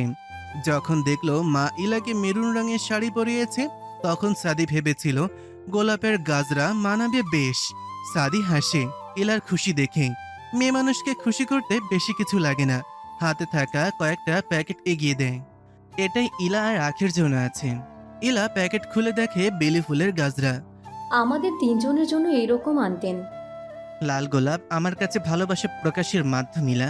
বন্ধুদের জন্য লাল গোলাপ না, আর তাছাড়া ওদের দুজনেরই বেলি ফুল পছন্দের, তাই এনেছে। ইলার মনে ভালো লাগার দোল খেলেছে। এই তো, সাদি বলল লাল গোলাপ ভালোবাসা প্রকাশের মাধ্যম, আর তাকে সাদি লাল গোলাপ দিয়েছে। তবে কি সাদি নীরবে তার অনুভূতি প্রকাশ করলো? বোকা ইলা নিজ মনেই স্বপ্ন বুনছে। দেখ দেখ রাদীপ, সাদিকে দেখে কিছু শেখ, কিভাবে বউয়ের যত্ন নিতে হয়। ইফতের কথাই হাসে ইরা। ছেলেটা পারেও বটে। এক কথা দিয়ে সাদি আর রাদীপ দুজনকে পিঞ্চ মারল ছেলেটা। রাদীপ মুখ গম্ভীর করে রেখেছে। সকাল সকাল বৃষ্টিতে ভেজার ফলে মুহূর্তেই তার ঠান্ডা লেগে গিয়েছে। ইফতের কথায় মেয়েকে রাগ দেখালো রাদীপ। একদম বাজে কথা বলবি না বলে দিলাম। আমি কি তোদের দেখিয়ে আদর যত্ন করবো নাকি? ঠান্ডায় বেচারা রাদীপের হাতছু দিতে দিতে অবস্থা বেহাল, নাক লাল টসটসা হয়ে আছে। এদের কথাবার্তায় ইলার লজ্জায় মাথা নিচু করে রেখেছে। এখানে সে বাদে এরা সবাই বন্ধু, তাই বোধহয় লজ্জা পাচ্ছে মেয়েটা। আপাতত রাদীপ বাদে সকলেই উপস্থিত ড্রয়িং রুমে। রাদীপ নিজের রুমে তৈরি হতে গিয়েছে। সেই ফাঁকে ইফতি ইরাকে জিজ্ঞাসা করে, কালকে তো তোর প্রাণপ্রিয় স্বামীর জন্মদিন, প্ল্যান করেছিস কিছু? ইরার মাথায় চট করে প্ল্যান আসে। সে বাইরে যেতে পারবে না তো কি হয়েছে, ইফতি বা সাদি তো তাকে প্রয়োজনীয় জিনিসগুলো এনে দিতেই পারবে। ভাবনা অনুযায়ী নিজের প্ল্যান জানালো তাদের। ইফতি বিনা বাক্যে রাজি হয়ে যায়। সায় জানায় সাদি নিজেও। সাদি দূরদৃষ্টি ফেলে তাকিয়ে আছে ইলার দিকে। অন্য কাউকে নিজের মনে রেখে সে কি মেয়েটাকে অধিকার থেকে বঞ্চিত করছে? বিয়ের দিন থেকেই এই প্রশ্নটা তাকে ভাবিয়ে যাচ্ছে। সে যে চেষ্টা করছে তা তো না, কিন্তু কাউকে মন থেকে মুছে ফেলা কি এতটাই সহজ? বড্ড দোটানায় ভোগাচ্ছে সে। কিন্তু ইলা মেয়েটা প্রশংসার দাবিদার। বন্ধু হিসেবে মেয়েটা সত্যি অসাধারণ। বেলা শেষ হয়েছে অনেক সময়। বৃষ্টি থেমেছে, তবে হুট করে কারেন্ট চলে যাওয়ায় এরা বারান্দায় গিয়ে বসে। ঝিঝি পোকার ডাক শোনা যাচ্ছে। সচরাচর শহরে ঝিঝি পোকা দেখাই যায় না, তাই তো এরার এত আগ্রহ। যে যার বাড়িতে চলে গেছে বেলা থাকতেই। এরা আবারও একা হয়ে গিয়েছে। এক ফাঁকে ইফতি এসে সকল জিনিসের ব্যবস্থা করে গিয়েছে। রাদিফের কলেজের কিছু বন্ধুরা একত্রে ডিনার করবে আজ। ইরা ইফতি আর সাদিকে দায়িত্ব দিয়েছে যে করেই হোক রাত 11টা পর্যন্ত যেন রাদীপকে বাইরেই রাখে। এর ফাঁকে সে রুমটা সুন্দরভাবে সাজাতে পারবে। যেই ভাবা সেই কাজ। এরা কিছু ফ্রেগ্রেন্সওয়ালা ক্যান্ডেল আনিয়েছিল, সেগুলো জায়গায় জায়গায় ছড়িয়ে রেখে দিল। নীল আর সাদা বেলুন দিয়ে রুমটা সাজিয়ে ফেলল। ঘড়িতে তখন রাত 11টা। সে নিজে পরিপাটি করে তৈরি করে নিল নিজেকে। একবার ভার্সিটির ফেস্টিভ্যালে নীল শাড়ি পরায় রাদীপ তার প্রশংসা করেছিল, তাই সে আজও নীল রঙের একটা জর্জেট শাড়ি জড়িয়ে নিল গায়ে। নেই কোনো কৃত্রিম আলো। রুমের ডেকোরেশনের সাথে মোমবাতির ঝাপসা আলো যেন পরিবেশটাকে রোমাঞ্চকর করে তুলেছে। রাদীপের আসার অপেক্ষার প্রহর গুনতে থাকে মেয়েটা। ঘড়ির কাঁটায় রাত 11টা বেজে 58 এরা বারান্দায় থাকার দরুন সে দেখতে পেয়েছে রাদীপ আসছে। গাছে থাকা হলুদ গোলাপটা ছিঁড়ে নিল। এটা তার পছন্দের প্রথম ফুল। কারেন্ট থাকা সত্ত্বেও কৃত্রিম আলোর পরিবর্তে পুরো রুম জুড়ে মোমবাতির আলো জ্বালিয়ে রেখেছে। রাদীপ ওপরে উঠে নিজের রুমের আলো নিভানো দেখে ভেবে নেয় এরা হয়তো ঘুমিয়ে পড়েছে। রাদীপ রুমে ঢুকে অবাকের চরম পর্যায়ে। পুরো রুম জুড়ে সুন্দর ডেকোরেশন করা। Happy birthday husband. ইরা দরজার পেছন দিকটা থাকায় এতক্ষণ সে ইরাকে খেয়াল করেনি। ইরা বেরিয়ে আসতেই তার চোখ আটকে যায় ইরার ওপর। পরনে নীল রঙের শাড়ি, মুখে হালকা প্রসাধনের ছোঁয়া। মোমের লালচে আলোয় ইরাকে কোনো অপশরীর থেকে কম লাগছে না। ইরা অন্যরকম করে শাড়ি পরেছে, যার দরুন কোমরের অংশ দৃশ্যমান। রাদীপ ফাঁকা ঢোক গেলে। আমাকে পাগল করার জন্য এত আয়োজন? এরা কোনো কথা বলে না, তার কেমন লজ্জা লজ্জা লাগছে। ওসব পরে হবে, আগে আয় তো, কেক কাটবি আয়। রাদীপ আর কথা বাড়ায় না, বাধ্য ছেলের মতন কেক কাটে। উইশ করার জন্য কেউই নেই ইরা ছাড়া। তাকে কেক খাইয়ে দিল। এবার আমায় গিফট দে। ইরা গিয়ে হলুদ গোলাপটা নিয়ে আসে। আমার কাছে তোকে দেওয়ার মতো কিছুই নেই, আপাতত এটাই তোর গিফট। রাদীপ ফুলটা নিল ইরার কাছ থেকে, নিয়ে সযত্নে ইরার কানের পিছে গুজে দিল। কানের কাছে গিয়ে ফিসফিস করে বলে, আমার গিফট হিসেবে যদি আমি তোকে পেতে চাই, দিবি আমায়? ইরার শরীর ঝিম ধরে যায়। এমন কেন হচ্ছে? সে তো নিজেকে প্রস্তুত করেছিল এসবের জন্য। তবে রাদীপ ভাবে ইরা লজ্জা পাচ্ছে। আগের মতোই বলে, মুখে বলতে হবে না, বুঝিয়ে দে তাহলেই হবে, প্লিজ ইরা। লাজুক মেয়েটা নিজের লজ্জা ভেঙে প্রথমবারের মতন নিচ থেকে আঁকড়ে ধরে রাদীপের অধর। রাদীপ নিজের উত্তর পেয়ে শুষে নিতে থাকে প্রেম সুধা, যেন কতদিনের তৃষ্ণার্ত।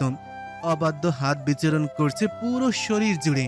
ইরা ছাড়া পেতে মরিয়া হয়ে উঠেছে। পুরুষালী শক্তির সাথে পেরে ওঠে না মেয়েটা। বাঁধন থেকে ছোটার জন্য ধাক্কা দিতে থাকে। ডোন্ট ডিস্টার্ব জান। রাদীপ মুচকি হেসে আরো শক্ত করে জড়িয়ে ধরল ইরাকে। দুজন দুজনকে টাইট করে জড়িয়ে ধরল। ভালোবাসা প্রকাশ পেল তাদের। রাদীপের চোখ দেখেই বুঝে নিল ইরা তার ভালোবাসা। দুষ্টি মিষ্টি ভালোবাসা দিয়ে চলতে থাকুক তাদের খুনসুটি সংসার। তাহলে আমরাও এখন বিদায় নিই। সমাপ্ত। প্রতিদিন ভালোবাসার নতুন নতুন গল্প পেতে চ্যানেলটি সাবস্ক্রাইব করে পাশে থাকা বেল বাটনে ক্লিক করুন।